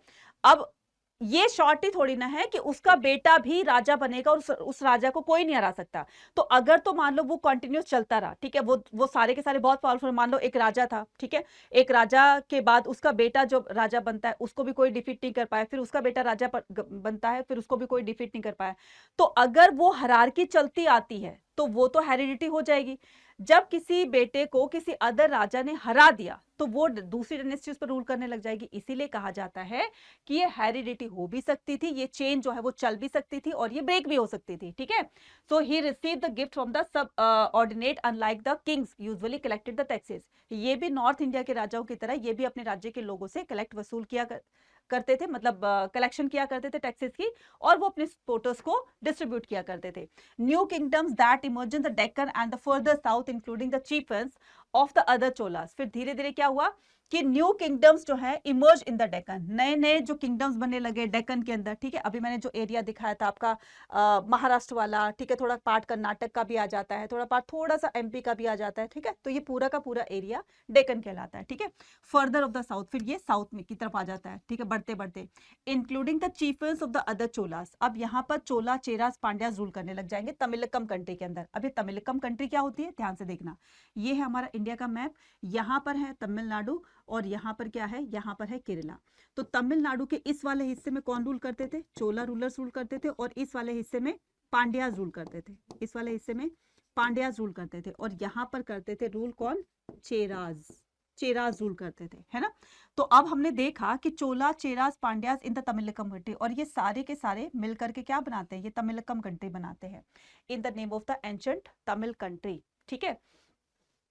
फिर उसके बाद हम देखेंगे कि the Pandyas chief the Senguttuvan visited the forest. यहाँ पर आपका एक ब्लू बॉक्स में एक एक्सट्रैक्ट दिया हुआ है, ठीक है, ब्लू बॉक्स में एक एक्सट्रैक्ट दिया हुआ है जिसमें जो पांड्याज रूलर थे, ठीक है, पांड्याज चीफ थे जिनका नाम था सेनगुत्तवन। तो सेनगुत्तवन जब जंगल में जाते हैं तो जंगल के लोगों ने उनका एक बहुत ही वार्म वेलकम किया, है ना, उनको देख करके डांस करते हैं, नाचते हैं, गाते हैं, बहुत सारी उनको ऑफरिंग्स देते हैं, जो भी वो फॉरेस्ट में रहा करते थे, फॉरेस्ट जो भी प्रोड्यूस हुआ करते थे उनको खुश करने के लिए, ठीक है, वो इतने ज्यादा खुशी थे अपने राजा को देख करके कि वो जश्न मना रहे थे। तो ये कहने का क्या मतलब है, कहने का ये मतलब है कि उन पर्टिकुलर जंगल में रहने वाले लोगों ने राजा की जो शासन की, मतलब राजा की एक तरह से एक्सेप्टेंस जो है वो स्वीकार कर ली थी कि हम ही राजा के राज्य का एक पार्ट माने जाते हैं, और राजा भी हमारी उसी तरीके से सुरक्षा करेगा जैसे कि उसके राज्य में रहने वाले लोगों की वो सुरक्षा करते हैं। तो कहने का मतलब जंगल में रहने वाले लोगों ने भी राजा की उस एक्सेप्टेंस को स्वीकार करते हुए अपना पार्ट उस राज्य का मान लिया था, ठीक है। तो ये कहानी बताती है सेनगुत्तवन की, जब उन्होंने क्या किया था, फॉरेस्ट में विजिट किया था। और ये कहानी है कौन सी, ये है Silappadikaram as an epic of the written in Tamil, और इसको तमिल में लिखा गया था, ठीक है, क्लियर है। चलिए नेक्स्ट करते हैं, new kingship chiefs and the king in the south, many cheap and king including the Satavahana. अब यहाँ पर जो चीफ होंगे, ठीक है, जैसे सातवाहन डायनेस्टी के रूलर होंगे। अब आप खुद ये ऑब्जर्व कर रहे हो कि जो हमने स्टार्टिंग में चैप्टर में पढ़ा था कि पूरा का पूरा किस तरीके से लोगों ने धीरे धीरे आकर के अपने आप को सेटल करना स्टार्ट कर लिया था अलग अलग एरियाज के अंदर। तो जहां पर लोगों की पॉपुलेशन अब धीरे धीरे बढ़ने लगेगी तो वहां पर वो पर्टिकुलर एरिया एक अलग ही बन जाएगा और वहां पर कोई ना कोई राजा रूल करेगा। तो अब आते हैं सातवाहन डायनेस्टी के रूलर। तो सातवाहन डायनेस्टी ने कहां से कहां तक रूल किया, तो सातवाहन डायनेस्टी के ruler who ruled over the part of the western and the central India. तो ये हमारा इंडिया है, ठीक है, इसमें आपने देखा होगा, ठीक है, ये हमारा पूरा का पूरा गुजरात है, ठीक है। तो ये वाला हिस्सा, ठीक है, ये वाला और ये वाला पूरा का पूरा, यहां पर कौन रूल करेंगे, यहां पर करेंगे Satavahana ruler who ruled over the part of the western and central India, ठीक है, वेस्टर्न एंड ये वाला आपका सेंट्रल एशिया है, ठीक है। ये आपका पूरा का पूरा कौन सा हो जाएगा, वेस्टर्न पार्ट हो गया, नॉर्थ वेस्ट पार्ट हो गया, ठीक है, और आपका हो जाएगा सेंट्रल, ये हो जाएगा आपका सेंट्रल यानी कि एमपी। तो एमपी के अंदर और थोड़ा सा पार्ट ये, ठीक है, एमपी और थोड़ा सा पार्ट यहाँ पर कौन करेंगे, सातवाहन डायनेस्टी के रूलर्स रूल करेंगे, ठीक है। In the second century BC से लेकर के सेकंड सेंचुरी सी तक सातवाहन रूलर्स यहाँ पर रूल करने लग जाएंगे। क्लियर हो गया। तो अगर तो क्वेश्चन आए कि सातवाहन डायनेस्टी के रूलर कहाँ पर रूल किया करते थे, तो ये वाला पूरा का पूरा पार्ट जो है ये वाला, ठीक है, जिसमें आपका वेस्टर्न वाला पार्ट भी आ गया, ये आपका वेस्टर्न वाला पार्ट और ये आपका सेंट्रल इंडिया वाला पार्ट जिसको हम एमपी के नाम से जानते हैं, ये पूरा का पूरा एरिया किसका हो जाएगा, सातवाहन डायनेस्टी का, ठीक है। तो western central second century BC से लेकर के सेकंड सेंचुरी सीई तक का, ठीक है। सो द शकाज रूलर, अब क्या करेंगे, शक रूलर्स आएंगे। तो शक रूलर्स कहाँ से आएंगे, वो आएंगे आपके सेंट्रल एशिया से, यहाँ से आएंगे, ठीक है, इंडिया के बाहर, मतलब सेंट्रल एशिया से, अफगानिस्तान, किर्गिस्तान, पाकिस्तान, तजाकिस्तान, सारी स्थान वाली कंट्री है वो सेंट्रल एशिया में आती है। तो अब शक रूलर्स क्या करेंगे, वो भी तो धीरे धीरे आकर के, क्योंकि देखो हमने देखा ना कि जो आर्यंस आए थे वो भी कहीं ना कहीं से, वो भी माइग्रेंट कम्युनिटी थी, तो वो भी आकर के इंडिया में सेटल हो जाती है। तो अब देखा जाएगा कि धीरे धीरे डेवलपमेंट तो हो रही है, अब एक राजा दूसरे राज्य पर अटैक करके उसको एक्वायर करके वहां पर रूल करने लग जाएगा। तो जो शक रूलर्स थे वो कहां से आते हैं, वो सेंट्रल एशिया से आते हैं, ठीक है। Who people of the central Asia origin the establish the kingdom in the north western area, ठीक है। अब ये क्या करेंगे, ये नॉर्थ वेस्ट वाले पार्ट को एक तो यहां पर रूल करने लग जाएंगे, ठीक है, यहां से आएंगे, ये वाला तो एरिया उनका होगा ही, साथ साथ में ये वेस्टर्न वाले पार्ट को भी एक्वायर कर लेंगे। तो यहां पर ये एरिया किसका हो जाएगा, ये हो जाएगा आपका किसका, शकाज रूलर का। तो यहां पर कौन रूल करेंगे, शक रूलर्स रूल करेंगे, ठीक है। People who establish the kingdom in the north and the western part of the सब continent derive the revenue from the long distance trade. अब ये क्या करेंगे, जहां पर इनका एरिया होगा, जहां पर ये खुद रूल करने लग जाएंगे, आसपास के क्षेत्रों से अपना ट्रेड बढ़ाएंगे और अपने आप को फ्लरिश करेंगे, ठीक है। उसके बाद में यहाँ पर हम डिवाइन किंग की बात करते हैं। तो डिवाइन किंग क्या होता है बच्चा, डिवाइन किंग का मतलब होता है एक तरीके से गॉड की शेडो, यानी कि एक तरह से गॉड की परछाई, यानी कि गॉड ने हमें भेजा है तो गॉड का एक तरीके से कहना मानते हुए, है ना, हम आपके सहायता के लिए, हम आपकी हेल्प के लिए हम अर्थ पर आए हैं ताकि हम आप लोगों की हेल्प कर सके, तुम्हारे लिए भगवान हम ही हैं। इस तरह का क्लेम करने वाले कौन राजा थे? तो वो थे Kushana ruler. One means the claiming of the high status was to identify with a variety of the deities. This strategy is the best exemplified by the Kushanas, ठीक है, जो कि कब रूल करते हैं? फर्स्ट सेंचुरी बीसी से लेकर के फर्स्ट सेंचुरी सीई के बीच में वो रूल करने लग जाते हैं, ठीक है। तो आपने देखा होगा ना कि जो हड़प्पा सिविलाइजेशन थी वो आपके 2600 यहाँ से लेकर के 2600 बीसीई से, ठीक है, हमने ये एरा पढ़ा था, और 1900 तक आते आते 1900 बीसी तक आते आते वो खत्म हो गई थी, ठीक है। अब यहाँ पर देख रहे हो ना कि टाइमलाइन जो है वो हमारी डिक्रीज हो रही है, ठीक है, टाइम जो है हमारे डिक्रीज हो रहा है। तो अब यहाँ पर आते आते ये फर्स्ट सेंचुरी बीसीई, ठीक है, उसके बाद में 0 पर आ जाएगा, फिर आएगा आपका फर्स्ट सेंचुरी सीई, देन उसके बाद में सेकेंड सेंचुरी, ठीक है, सेकेंड सेंचुरी सीई, उसके बाद में थर्ड सेंचुरी सीई, उसके बाद में फोर्थ सेंचुरी सीई। तो यहाँ पर भी तो होगा आपका, यहाँ पर 1 होगा, 2 होगा। तो ये जो ये आते हैं कौन? शक रूलर्स, ये जो कुशाना रूलर्स आते हैं, ये कब आए थे? फर्स्ट सेंचुरी बीसीई से लेकर के फर्स्ट सेंचुरी, यानी कि यहाँ पर आते हैं, यहाँ से उन्होंने रूल करना स्टार्ट किया और यहाँ तक वो रूल करते रहते हैं, ठीक है।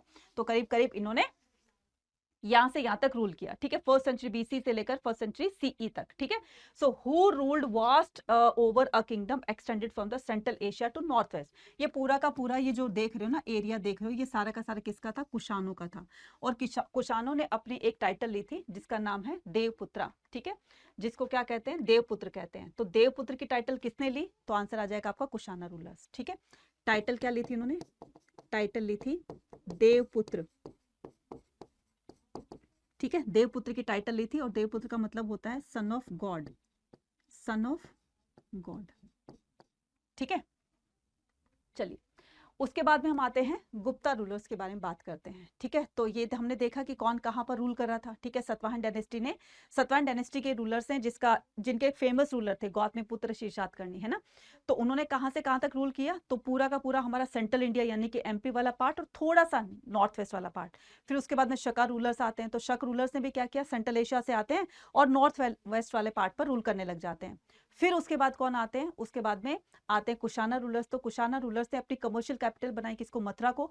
तो ये क्या करते हैं? ये सेंट्रल एशिया से होते होते नॉर्थ वेस्ट वाला पूरा का पूरा एरिया और साथ में आपका मथुरा तक यानी कि यूपी वाले एरिया तक ये अपने लैंड को एक्सटेंड कर लेते हैं। इनका राज्य यहाँ से यहाँ तक फैला हुआ था। अब हम बात करते हैं गुप्ता रूलर्स की फोर्थ सेंचुरी बीसीई के अंदर, ठीक है। अभी मैंने क्या किया? अब हम यहाँ पर आ गए, ये है आपकी फोर्थ सेंचुरी बीसीई, ठीक है।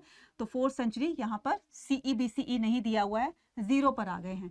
तो कुशाना रूलर्स ने यहाँ तक यानी कि फर्स्ट सेंचुरी सीई तक रूल किया, उसके बाद सेकंड आती है, थर्ड आता है, फोर्थ आता है। तो यहाँ पर आने के बाद गुप्ता रूलर्स जो है वो रूल करने लगते हैं। कब? फोर्थ सेंचुरी सीई से गुप्ता पीरियड स्टार्ट हो जाता है, ठीक है। Many of these depended on the samantas. ये ज्यादातर गुप्ता रूलर जो होते थे ये सामंतों पर डिपेंड होते थे। सामंत कौन होते थे?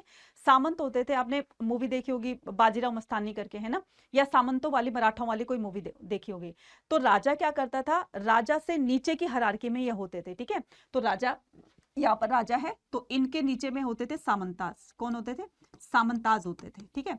ये सामंता क्या करते थे? ये अपने जो इनको राजा की तरफ से जो एरिया दिया गया है ये उनके हेड होते थे। तो अपने एरिया से रेवेन्यू कलेक्शन करना, रेवेन्यू कलेक्शन करके कुछ हिस्सा अपने पास रखना, कुछ हिस्सा राजा को दे देना, जो भी इनके बीच में डील साइन हुई थी, ठीक है। तो ये क्या करते थे? कभी कभी ये सामंता जो है राजा के बहुत ज्यादा काम आते थे। अगर राजा को मान लो आर्मी की जरूरत पड़ी तो इनकी आर्मी जो होती थी वो राजा के लिए भी उनको उनकी हेल्प के लिए दे दिया करते थे। कभी कभी खुद ऐसे होता था कि अपने आप को खुद राजा के सामने प्रेजेंट कर दिया करते थे उनकी हेल्प करने के लिए कि हम हैं, आपकी हेल्प करेंगे। तो राजा के लिए मतलब एक तरीके से जान देने के लिए भी तैयार हो जाते थे, ठीक है। तो they offer the homage and provide the military support to the ruler. तो ये खुद से राजा को मिलिट्री सपोर्ट भी दिया करते थे, ठीक है, और साथ में उनको होममैन मतलब एक तरीके से रेवेन्यू कलेक्टर भी दिया करते थे। Powerful samantas could become the king. और जो बहुत पावरफुल सामंताज बन गए थे तो उन्होंने अपने आप को किंग बना लिया, ठीक है। किंग के नीचे की हायरार्की पर था ना, फिर धीरे धीरे इनके पास इतनी ज्यादा पावर आ गई ये खुद से अपने आप को राजा मानने लगे, ठीक है। So weak ruler might find the themselves. अब मान लो कोई राजा वीक है, ठीक है, अब उसी वीकनेस का फायदा उठाकर सामंतों ने क्या किया? अपने आप को तो राजा बना लिया और उनको वीक कर दिया, उनको साइड कर दिया, ठीक है। तो ये इस तरह से काम करते थे। अब यहाँ पर डिवाइन किंग की बात करते हैं, ठीक है, जैसा कि मैंने अभी आपको बताया, ठीक है। सॉरी, ये गुप्ता रूलर्स है, ठीक है, तो ये गुप्ता किंग है, ठीक है। तो गुप्ता किंग के बारे में हम यहाँ पर बात करेंगे। Gupta king. Historian of the Gupta rulers have been reconstruct the literature. तो हमें गुप्ता रूलर्स के बारे में कहाँ से पता चलता है? उनके लिटरेचर से पता चलता है, कॉइन से पता चलता है, उनके इंस्क्रिप्शन से पता चलता है, इंक्लूडिंग द प्रशस्ति.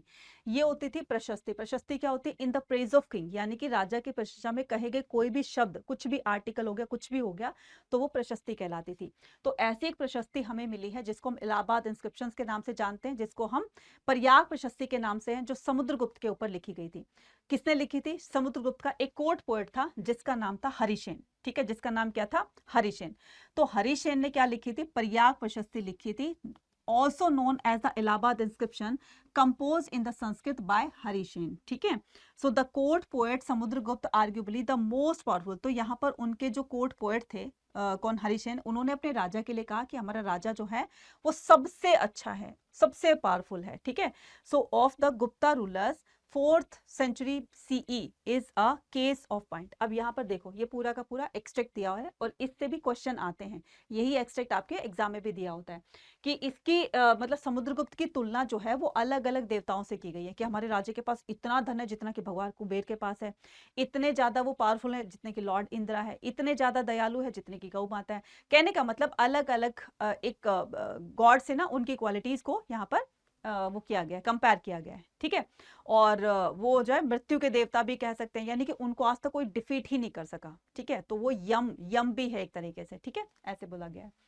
अब यहाँ पर changing in the country side की बात करते हैं. तो अभी हमने क्या देखा? अभी हमने पूरा का पूरा सिटीज और टाउन के बारे में पढ़ा, लेकिन अब धीरे धीरे छोटे छोटे गांव भी यानी कि विलेजेस भी बन रहे थे. तो अब उन ग्रामीण इलाकों में क्या हो रहा था? तो ग्रामीण इलाकों में रहने वाले लोग अपने आप को कैसे सर्वाइव करते थे. ठीक है. तो यहाँ पर historian have examined the story contain in the, ये बात हमें पता चलती है कि ग्रामीण इलाकों में लोग कैसे रहते थे और किस तरीके से, ठीक है, अपने आप को सर्वाइव करते थे, क्या काम करते थे, राजा के बारे में क्या उनकी परसेप्शन बनी हुई थी, सोच बनी हुई थी, वो सारी चीजें यहाँ पर जानेंगे. तो ये चीजें हमें कहीं ना कहीं रिकॉर्डेड फॉर्म में मिली है. तो इनमें से एक रिकॉर्डेड फॉर्म में हमें मिली है एक गंतातिंदु जातक. गंतातिंदु जातक का मतलब होता है कि एक हमें स्टोरी बुक मिली है.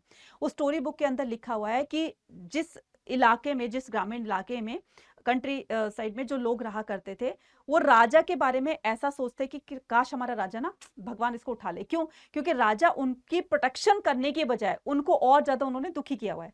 कहने का मतलब उस पर्टिकुलर स्टोरी के अंदर ये लिखा है कि दिन में तो राजा के कलेक्टर्स हमसे रेवेन्यू कलेक्ट करने के लिए मतलब आते हैं, हमसे रेवेन्यू कलेक्ट करके लेकर जाते हैं, और रात को जो थोड़ा बहुत हमारे पास सामान बचता है, चोर लुटेरे आकर हमारा सामान भी लूट जाते हैं.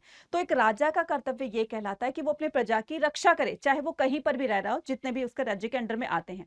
लेकिन हमारा राजा जो है ना तो हमारी जीवन की रक्षा कर रहा है और ना ही जो है हमें किसी तरह की कोई बेनिफिट दे रहा है. तो ऐसे राजा का होना ना होना के बराबर है. ठीक है. तो ये बताया गया है. तो historian have examined the story contain the anthologies such as the Jataka and Panchatantra. तो पंचतंत्र और जातक, ये जातक क्या होते हैं? जातक बचत ये होती है, स्टोरी होती है. और पंचतंत्र क्या होता है? ये एनिमल्स को मतलब एक तरीके से उसको कैरेक्टर बना करके कुछ ना कुछ मॉरल बताने की कोशिश की जाती है. जैसे आपने बचपन में कॉमिक्स वगैरह पढ़ी होंगी या नहीं भी पढ़ी होंगी, कहीं से सुनी होगी. ठीक है. एक चीकू खरगोश था, ठीक है, वो इतना चालाक था कि उसने शेर को कुएं में डाल दिया, है ना. इससे क्या पता चलता है कि जो जब हमारे ऊपर प्रॉब्लम आती है ना, तो हमें उस टाइम में पैनिक नहीं होना होता है. तो बहुत ही सोच समझ करके हमें कदम उठाना चाहिए और उस सिचुएशन से बाहर आना चाहिए. तो ये जो पंचतंत्र की कथाएं होती हैं, ये इसी चीज को बताती हैं. ठीक है. और ये पंचतंत्र किसने लिखी थी? ये इस तरह की जो बुक होती थी, तो ये किसने लिखी थी? विष्णुगुप्त ने. ठीक है. किसने लिखी थी? विष्णुगुप्त ने. क्योंकि इससे ही तो हमें पता चलता है ना कि कब क्या कौन सी चीजें चल रही थी. वन स्टोरी एज द गंतातिंदु जातक describe that the condition of the subject of the विग्ड king. ठीक है. अब यहाँ पर विग्ड किंग किसको बोला गया? एक राजा था, उसकी सब्जेक्ट यानी कि उसकी प्रजा थी, वो उससे बहुत परेशान थी.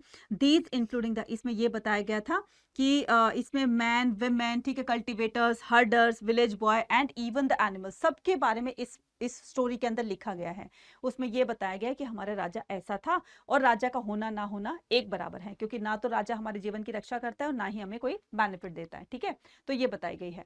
अब यहाँ पर हमारे एक ब्लू बॉक्स के अंदर एक एक्सट्रैक्ट दिया हुआ है. ठीक है. जिसमें सुदर्शन लेक के बारे में बताया गया. तो Sudarshan lake it was an artificial reservoir evidence from a rock inscription. तो इसमें बताया गया कि सुदर्शन लेक का एक रिकॉर्ड हमें मिलता है कि it was artificial reservoir evidence from the rock inscription, जो कि 2nd सेंचुरी सीई के अंदर लिखा हुआ था संस्कृत में, compose to record the achievements of the Shaka rulers Rudradaman. इसमें यह बताया गया था कि शक रूलर थे जिनका नाम था रुद्रदमन, उन रुद्रदमन ने क्या किया, सुदर्शन लेक को रीबिल्ड करवाया। यानी कि ऐसी लेक्स होती थी जिसको पहले बनाया गया था, उस लेक से क्या करते थे लोग, अपने इरिगेशन के लिए उसके वाटर को यूज किया करते थे। टाइम के साथ साथ वो बिल्कुल उसकी हालत खस्ता हो गई, यानी कि वो टूट फूट गई, एकदम जर्जर हो गई, तो उसको रीबिल्ड किसने कराया, सुदर्शन इन्होंने कराया, रुद्रदमन ने। तो इसका रिकॉर्ड हमें 2nd सेंचुरी सीई के अंदर मिलता है एक इंस्क्रिप्शन पर। ठीक है, अब यहाँ पर strategies for increasing the production. 6th century BC में plowing agriculture became the prevalent. It was used to fertile alluvial river such as the Ganga and Kaveri. The iron plowshare led to the प्रकट। अब यहाँ पर हम ये देखेंगे कि किस तरीके से ये पंजाब और राजस्थान के अंदर, ठीक है, हमें किसी तरह के कोई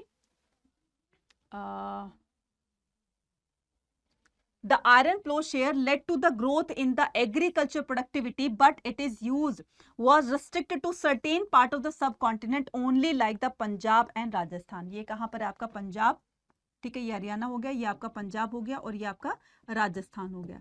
तो कहने का मतलब ये क्या कहना चाहता है कि इस टाइम तक आते आते लोगों ने आयरन प्लोशेयर को यूज करना स्टार्ट कर दिया था। अब ये आयरन प्लोशेयर क्या होता है, मतलब लकड़ी का हल होता है ना, हड़प्पा के लोग भी ऐसे करते थे, लकड़ी का हल यूज करते थे और जो है उसी से प्लोइंग किया करते थे। फिर थोड़ा सा और टाइम बदला, ठीक है, फिर वो नुकीले जो लकड़ी होती थी उससे खुदाई करने लगे। लेकिन अब आयरन के अवेयर होने के बाद, यानी कि आयरन की डिस्कवरी होने के बाद, आयरन की डिस्कवरी कब हुई थी, 1000 BCE के अंदर आयरन को यूज करना लोगों ने स्टार्ट कर दिया था। ठीक है, तो अब यहाँ पर क्या करेंगे, आयरन जो है वो लोहे, जो वो हल होता है, प्लो जो होता है, उसके कॉर्नर पे उसकी किसी भी मतलब नुकीली चीज को इंसर्ट करके, लोहे की बनी हुई, उसको उसके अंदर इंसर्ट करके और उससे खुदाई किया करते थे। इससे क्या होता था, एक तो जमीन डेप्थ में खुद जाती थी, मतलब गहराई से खुदाई हो जाती थी, और एक प्लांट को ग्रो करने के लिए उसको जो भी इंपॉर्टेंट न्यूट्रिएंट्स चाहिए मिट्टी से, है ना, तो वो उसको इजीली मिल जाते थे, जिसकी वजह से प्रोडक्शन अच्छी निकलती थी।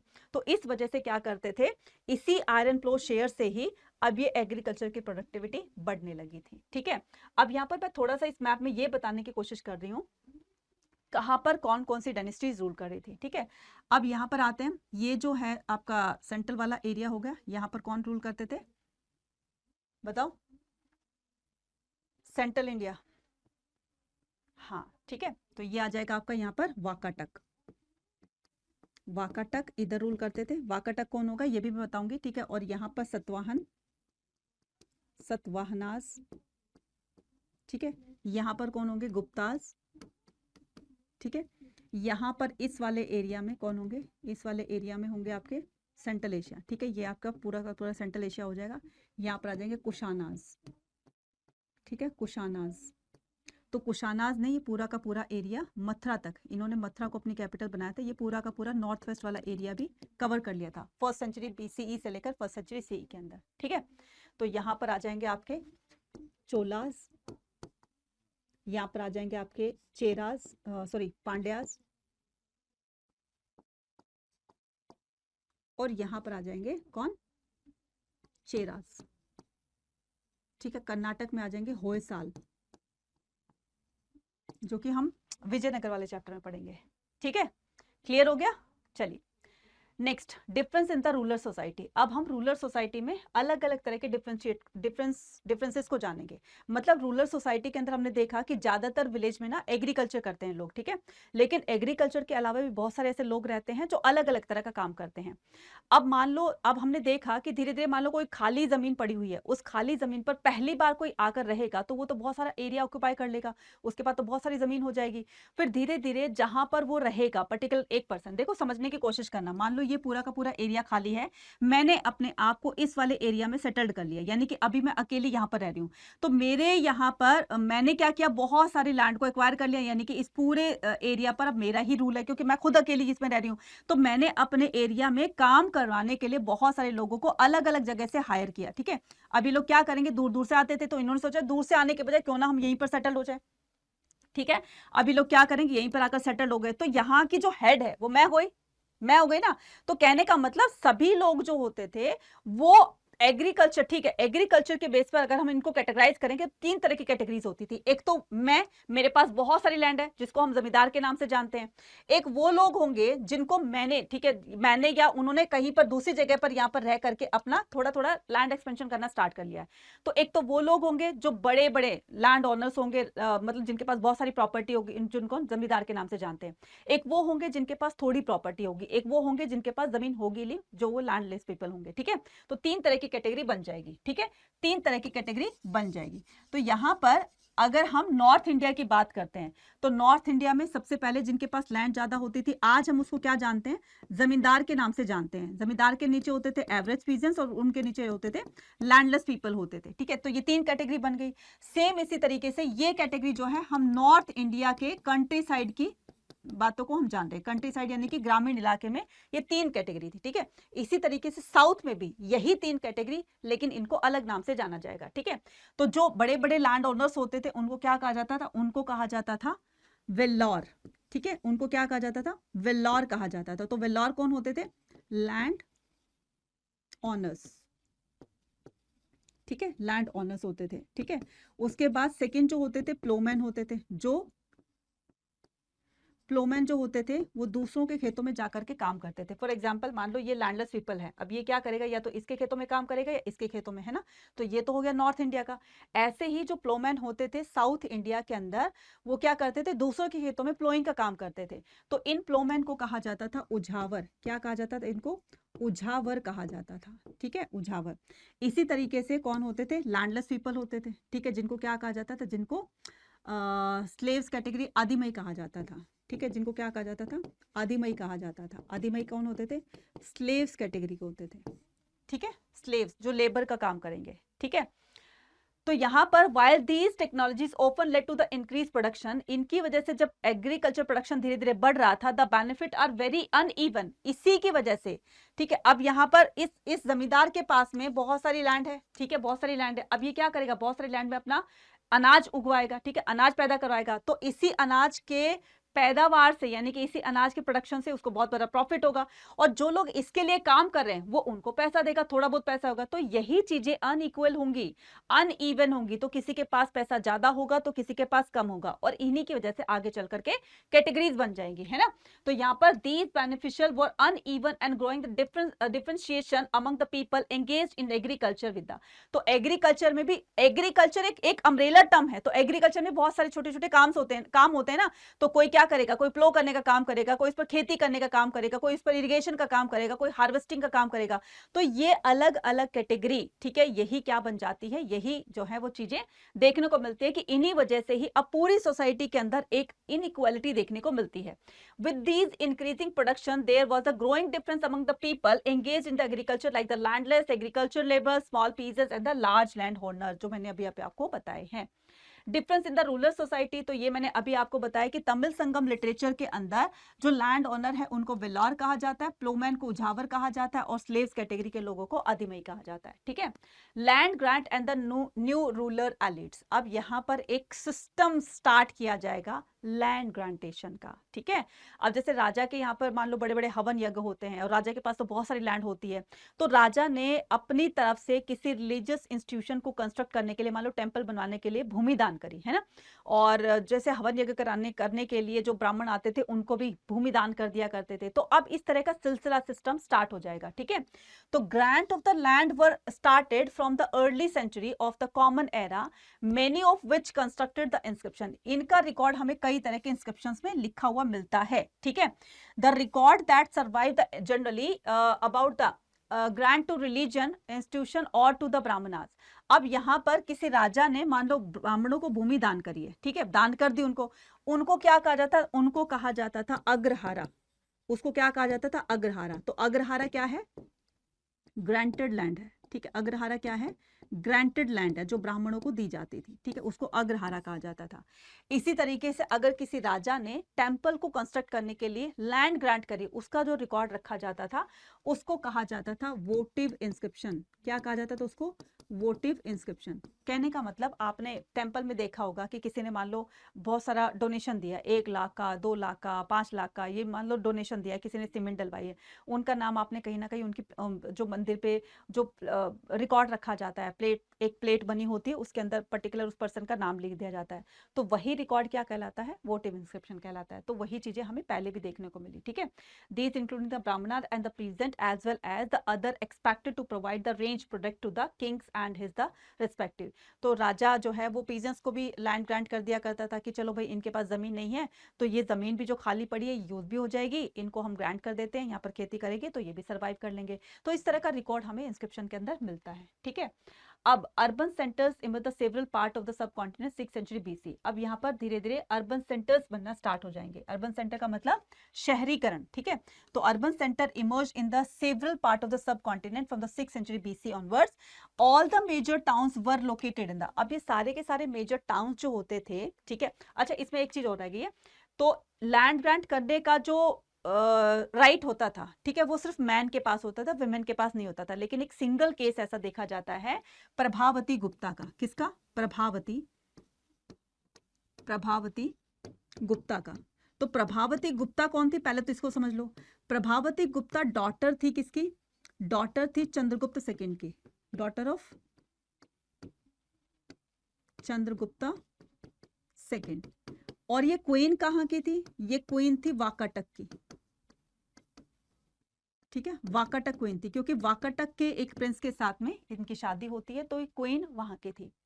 अकेले इनका ऐसा केस देखा गया जिनको लैंड ग्रांट करने का राइट दिया गया था। ये अपनी मर्जी से लैंड को सेल परचेज कर सकती थी, ग्रांट कर सकती थी, तो इनको ये राइट दिया गया था क्योंकि रॉयल फैमिली से बिलोंग करती थी, ठीक है। चलिए, उसके बाद में यहाँ पर हम बात करते हैं अर्बन सेंटर इनकी।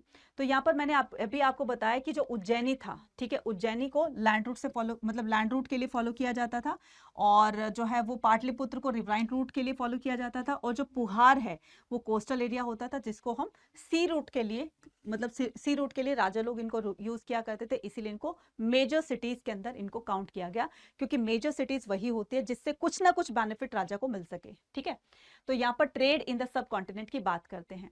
From the 6th century BC onwards, land and river route across the subcontinent extend the in various direction. अब यहाँ पर रिवराइन से, सी रूट से या फिर लैंड रूट से अलग अलग जगहों पर ट्रेड बढ़ाया जाएगा, ठीक है। अब मान लो कोई राजा ने अपनी तरफ से किसी को भेजा कि तुम्हें दूसरी कंट्री में जाकर के और ये ट्रेड की डील साइन करके आनी है। वो क्या करता था? पहले समुद्री यात्राएं करते थे, समुद्र के जरिए जाता था, है ना, सी रूट से जाता था, वहां पर पहुंच जाया करता था।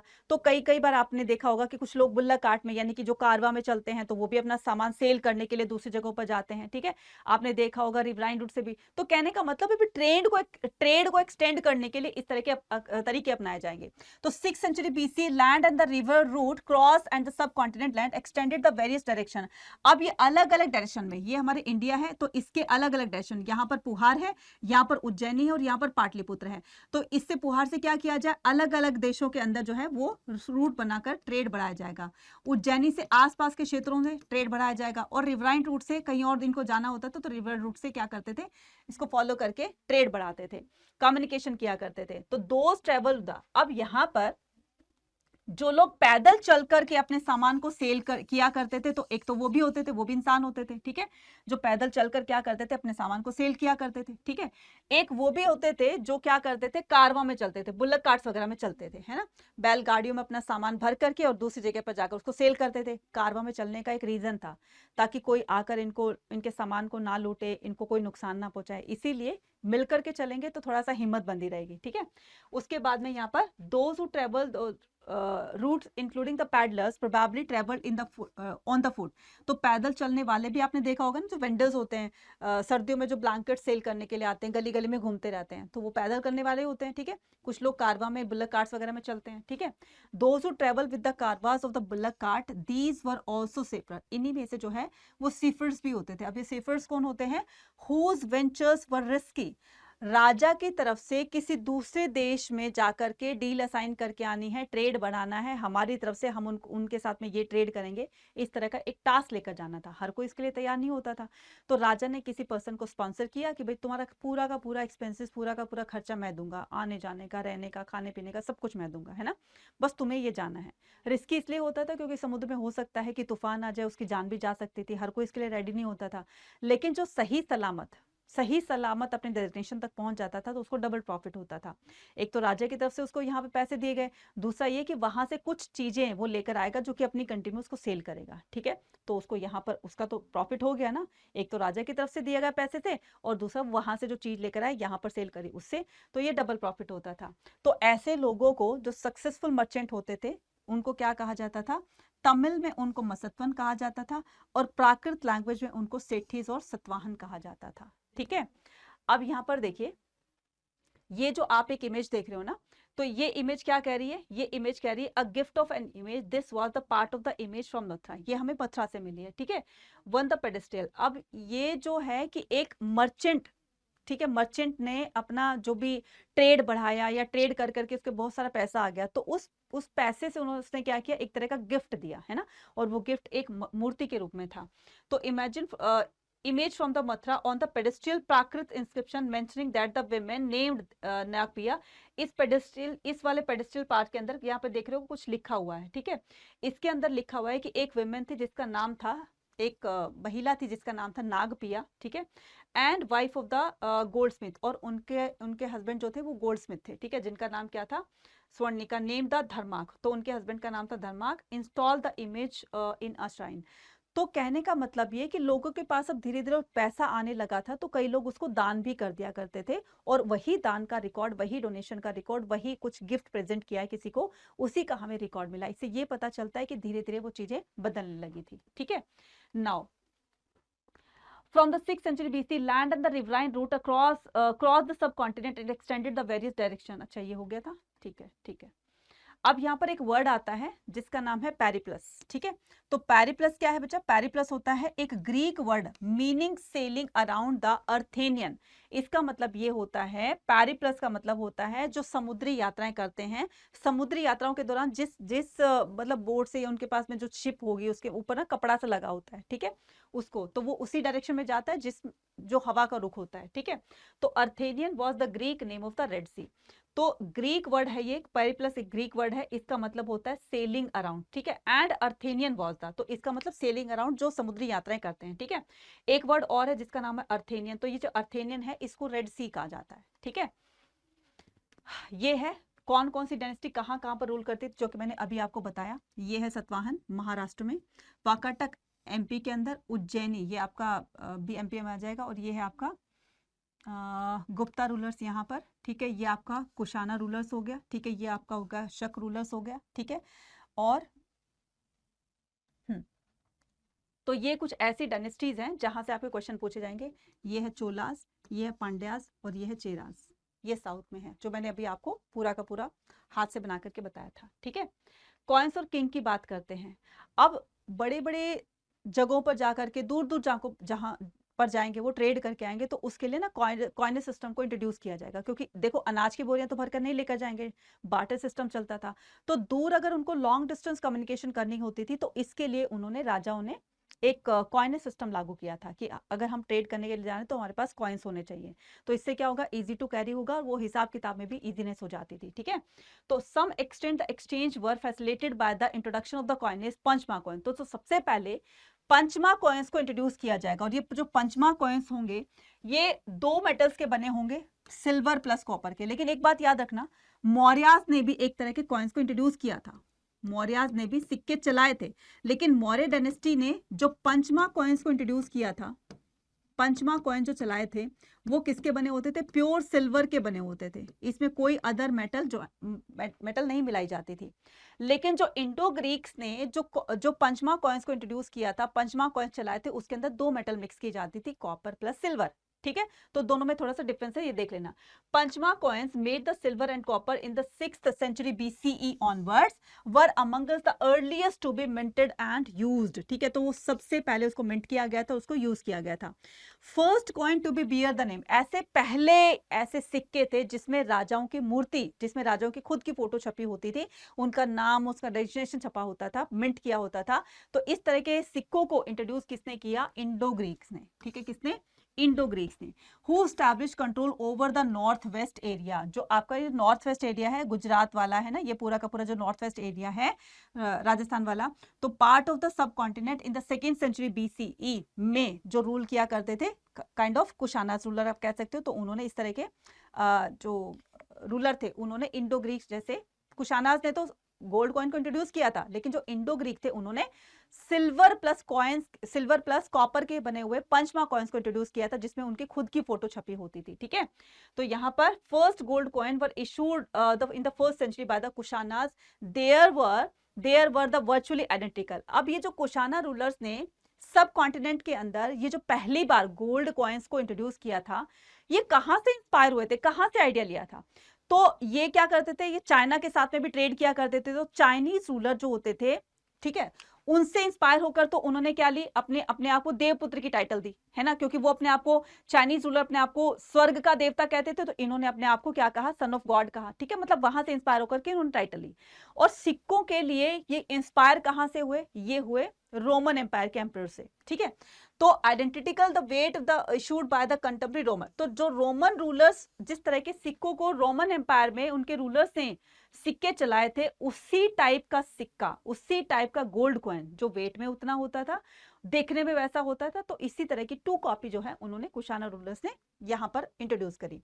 Coins were also issued by the, और ऐसा नहीं था कि सिर्फ राजा ही कॉइन्स को इशू किया करते थे, कई बार ट्राइबल रिपब्लिक्स जो होती थी, ट्राइबल्स के जो हेड होते थे, वो भी कॉइन्स को इंट्रोड्यूस कर दिया करते थे। और ये जो ट्राइबल होती थी, ठीक है, खास करके योद्धे ट्राइब जो होती थी, जो पंजाब और हरियाणा की ट्राइब थी, इन्होंने 1st century CE के अंदर कौन से कॉइन चलाए? Copper coins. तो कॉपर कॉइन्स को इंट्रोड्यूस किसने किया?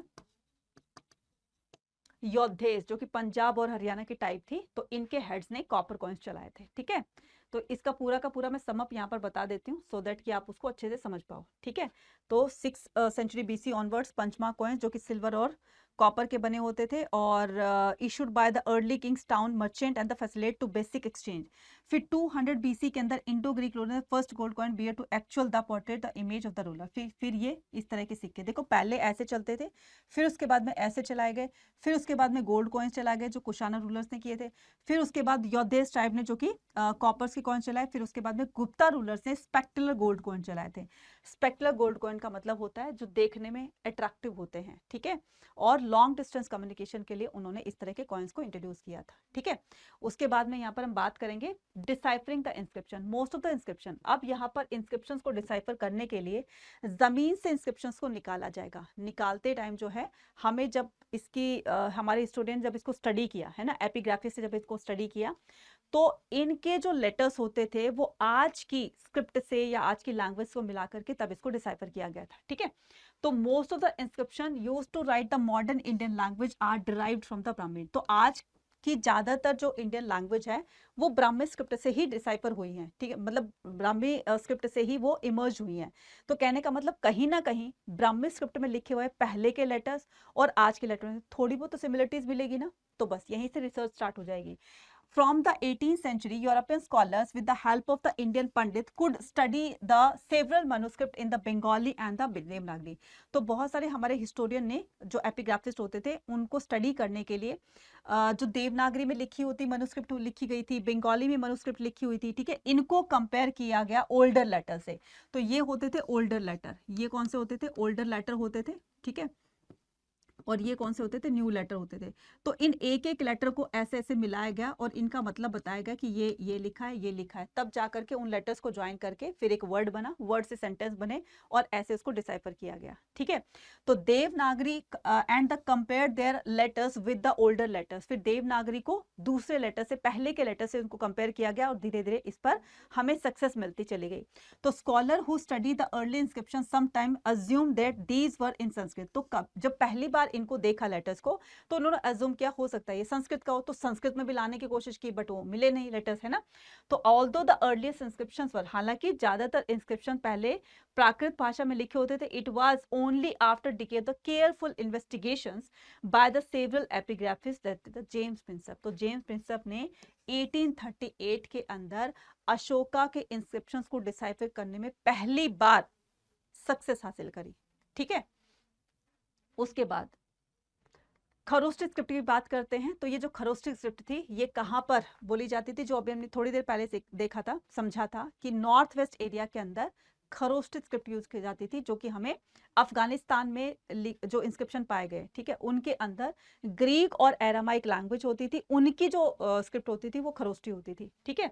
तो the Kharosthi script used in the inscription in the north west, ही the where coins of the Indo Greek Greeks are found who ruled over the area second century से first century BC तक के area में वो लोग मतलब उस era के अंदर वो लोग रूल किया करते थे। These coins contain the name of the king written in the Greek। अब यहाँ पर जो भी हमें उनके इंस्क्रिप्शंस मिले, जो भी हमें उनके कॉइन्स मिले, तो ये इन पर जो कंटेंट लिखा होता था वो लिखा होता था दो लैंग्वेज के अंदर, दैट इज ग्रीक एंड एरामाइक, जिनकी स्क्रिप्ट क्या थी, खरोष्टी थी, ठीक है। सो लेटर फिर बाद में इसको पहचाना गया, तब बताया गया कि ये तो प्राकृत लैंग्वेज से ही थोड़ी सी रिजेंबल करती है। Historian evidence from the inscription, तो हिस्टोरियन को किस तरह के एविडेंसेस हमें मिले, ये होता था इंस्क्रिप्शन, ये जो इसके अंदर जो भी कुछ लिखा हुआ है हम लोग तो इसको डिसाइफर नहीं कर सकते, पहचान नहीं सकते, लेकिन इस पर भी स्टडी होती है, इसका भी एक कोर्स होता है जो एपिग्राफी कहलाती है, स्टडी कहलाती है, तो इसको एपिग्राफिस्ट ही समझ करके बता सकते हैं। तो according to the inscriptions Devapiya often translated, तो देवपिया का मतलब क्या होता है, देवपिया का मतलब होता है बिलव्ड ऑफ द गॉड, यानी कि भगवान का प्यारा, ठीक है। तो ये टाइटल अशोक ने अपने आप को दी थी, ठीक है। उसके बाद में and Piyadasi the pleasant to behold, और पियादसी का मतलब क्या होता है, पिया पिया ओ पिया पिया, तो बस ये पिया पिया का मतलब क्या होता है मतलब प्लीजेंट टू बिहोल्ड, जिसको देखकर अच्छा लगता हो। तो अशोक जो थे वो ऐसी ग्रेट पर्सनालिटी थे, अट्रैक्टिव पर्सनालिटी थे, जिनको देखकर मतलब ऐसा लगता था वाओ वाली फीलिंग आती थी, है ना। तो इसलिए उनको प्लीजेंट टू बिहोल्ड भी कहा जाता है, ठीक है। So were adopted by the Ashoka, most of the inscription were Prakrit, ज्यादातर इंस्क्रिप्शन अशोका के प्राकृत लैंग्वेज में लिखे होते थे। Prakrit inscriptions were written in the Brahmi, script क्या होती थी इसकी, ब्राह्मी। और इस तरीके से after examine all the inscription and finding that they much term the, तो ये बहुत सारे इंस्क्रिप्शन पढ़ने के बाद ये पता चला कि इन सभी इंस्क्रिप्शन पर जो हमें सिमिलरिटीज मिली है, एक ही कंटेंट स्टाइल है, यानी कि जैसे मान लो कि मेरी राइटिंग है, अब मेरी राइटिंग जो होगी चाहे मैं मतलब कैसे भी लिख लूं, अब मेरी राइटिंग होगी, आपकी राइटिंग अलग है, मेरी अलग है, उसकी अलग है, उसकी अलग है। तो ये जितने भी हमें इंस्क्रिप्शन मिले सबकी राइटिंग एक ही जैसी थी, इसका मतलब ये कि किसी ना किसी एक राजा ने इसको लिखवाया होगा, ठीक है, जिसका नाम अशोक था। तो इसी को क्या कहा जाता है, इसी को ही पैलियोग्राफी कहा जाता है। तो पैलियोग्राफी किसको कहा जाता है, पैलियोग्राफी कहा जाता है आर्ट ऑफ राइटिंग को, किसको कहा जाता है, आर्ट ऑफ या स्टाइल ऑफ राइटिंग को, स्टाइल ऑफ राइटिंग को क्या कहा जाता है, पैलियोग्राफी, ठीक है। अब इसकी लिमिटेशंस पढ़ते हैं। तो बच्चा लिमिटेशंस क्या होती हैं कि जब भी इन इंस्क्रिप्शंस को जमीन से निकाला गया, बहुत साल तक ये नीचे दबे रहे, ठीक है। जब इनको निकाला गया तो किसी में से कभी लेटर बिल्कुल गायब हो गए, है ना, निकालते टाइम, किसी में बिल्कुल फेंटेड हो गए, किसी में ऐसी लैंग्वेज लिखी हुई थी कि वो आज तक डिसाइफर ही नहीं की जा सकी, किसी में ऐसा भी लिखा हुआ था ना तो किसी राजा का नाम, अता पता, डेट वेट कुछ भी नहीं थी। तो ऐसे आज भी बहुत सारे इंस्क्रिप्शन है जिनको डिसाइफर करना है, जिन पर अभी रिसर्च जारी है, ठीक है। बहुत सारे को डिसाइफर किया जा चुका है, बहुत सारे हजारों ऐसे हैं जो अभी भी अनडिसाइफर्ड हैं। धीरे धीरे इन पर स्टडी करके इनको भी बता दिया जाएगा कि इस पर क्या लिखा हुआ है, ठीक है। सो आई होप आपको ये सारी चीजें समझ में आ गई होंगी। और अब एक इंपॉर्टेंट बात, ठीक है, अगर आप क्लास 12th प्लस CUT दोनों की अगर आप प्रिपरेशन करना चाहते हो, ठीक है, डोमेन की तो आपकी हो जाएगी, लेकिन what about English and GAT, तो इंग्लिश और GAT की प्रिपरेशन अभी से स्टार्ट कर दो, क्योंकि बहुत सारे बच्चे, ठीक है, बहुत सारे बच्चे लास्ट मोमेंट पर कहते हैं कि मैडम काश हम पहले से पढ़ लेते तो आज हम GAT लैंग्वेज पर जो है अपनी एक अच्छी सी पकड़ बनाकर अपने CUT एग्जाम को बहुत अच्छे मार्क्स से क्रैक कर सकते थे। तो कहीं ना कहीं उनके GAT और लैंग्वेज में कम मार्क्स आने की वजह से जो उनका ड्रीम कॉलेज था वो उनको नहीं मिल पाया, ठीक है। तो आपको ये चीजें फेस नहीं करनी है। तो इसके लिए आपको सबसे पहले अड्डा 24/7 की ऐप को डाउनलोड करना है। डाउनलोड करने के बाद ऑल कोर्सेज पर जाना है। ऑल कोर्सेज पर जाने के बाद आपको यहाँ पर जाना है यूजी पीजी एंट्रेंस एग्जाम पर, ठीक है। तो यहाँ पर आपको आर्ट्स पर जाना है, तो जैसे आप आर्ट्स पे क्लिक करोगे, आरंभ 2.0 बैच स्टार्ट हो चुका है, चाहो तो इसको एनरोल कर सकते हो। ये महापैक है और ये महापैक प्रो है। महापैक के अंदर आपको सारी के सारे जो जितने भी साल भर में जितने भी बैचेस आएंगे सबका एक्सेस आपको मिल जाएगा। इसमें आपको ई बुक प्रिंटेड बुक मिलेगी, ठीक है, जिसके अंदर आपको सीयूटी की बुक मिलेगी, पीवाईक्यूज मिलेंगे सीयूटी के, ठीक है, सीयूटी के मॉक टेस्ट हो गए, सीयूटी के पीवाईक्यूज हो गए और पीवाईक्यूज की ई बुक हो गई। ये सारी की सारी चीजें आपको महापैक में मिलने वाली है, जो आपको ई बुक की फॉर्म में मिलेगी। यहाँ पर आपको फिजिकल बुक मिलेगी। तो मुझे लगता है कि महापैक आपके लिए एक बहुत अच्छा साबित हो सकता है, क्योंकि पूरे साल भर के लिए आपको कहीं और से स्टडी मटेरियल, कहीं और से पढ़ने की बिल्कुल भी नीड नहीं रहेगी। सब कुछ आपको यहाँ पर कराया जाएगा।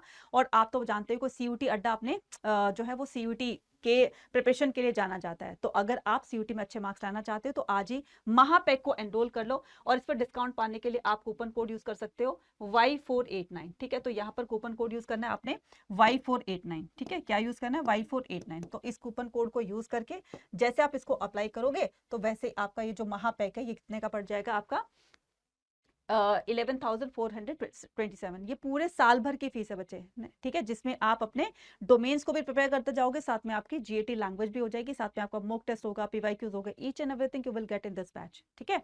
सो जाओ, सोचो मत, शुरुआत कर दो, क्योंकि इसमें आपको 2 एग्जाम्स की प्रिपरेशन करवाई जा रही है, ठीक है। तो मुझे लगता है कि आपके लिए बहुत ज्यादा बेनिफिशियल होगा। तो आज की वीडियो कैसी लगी मुझे कमेंट सेक्शन में लिखकर बताइएगा। Thank you and all the very best.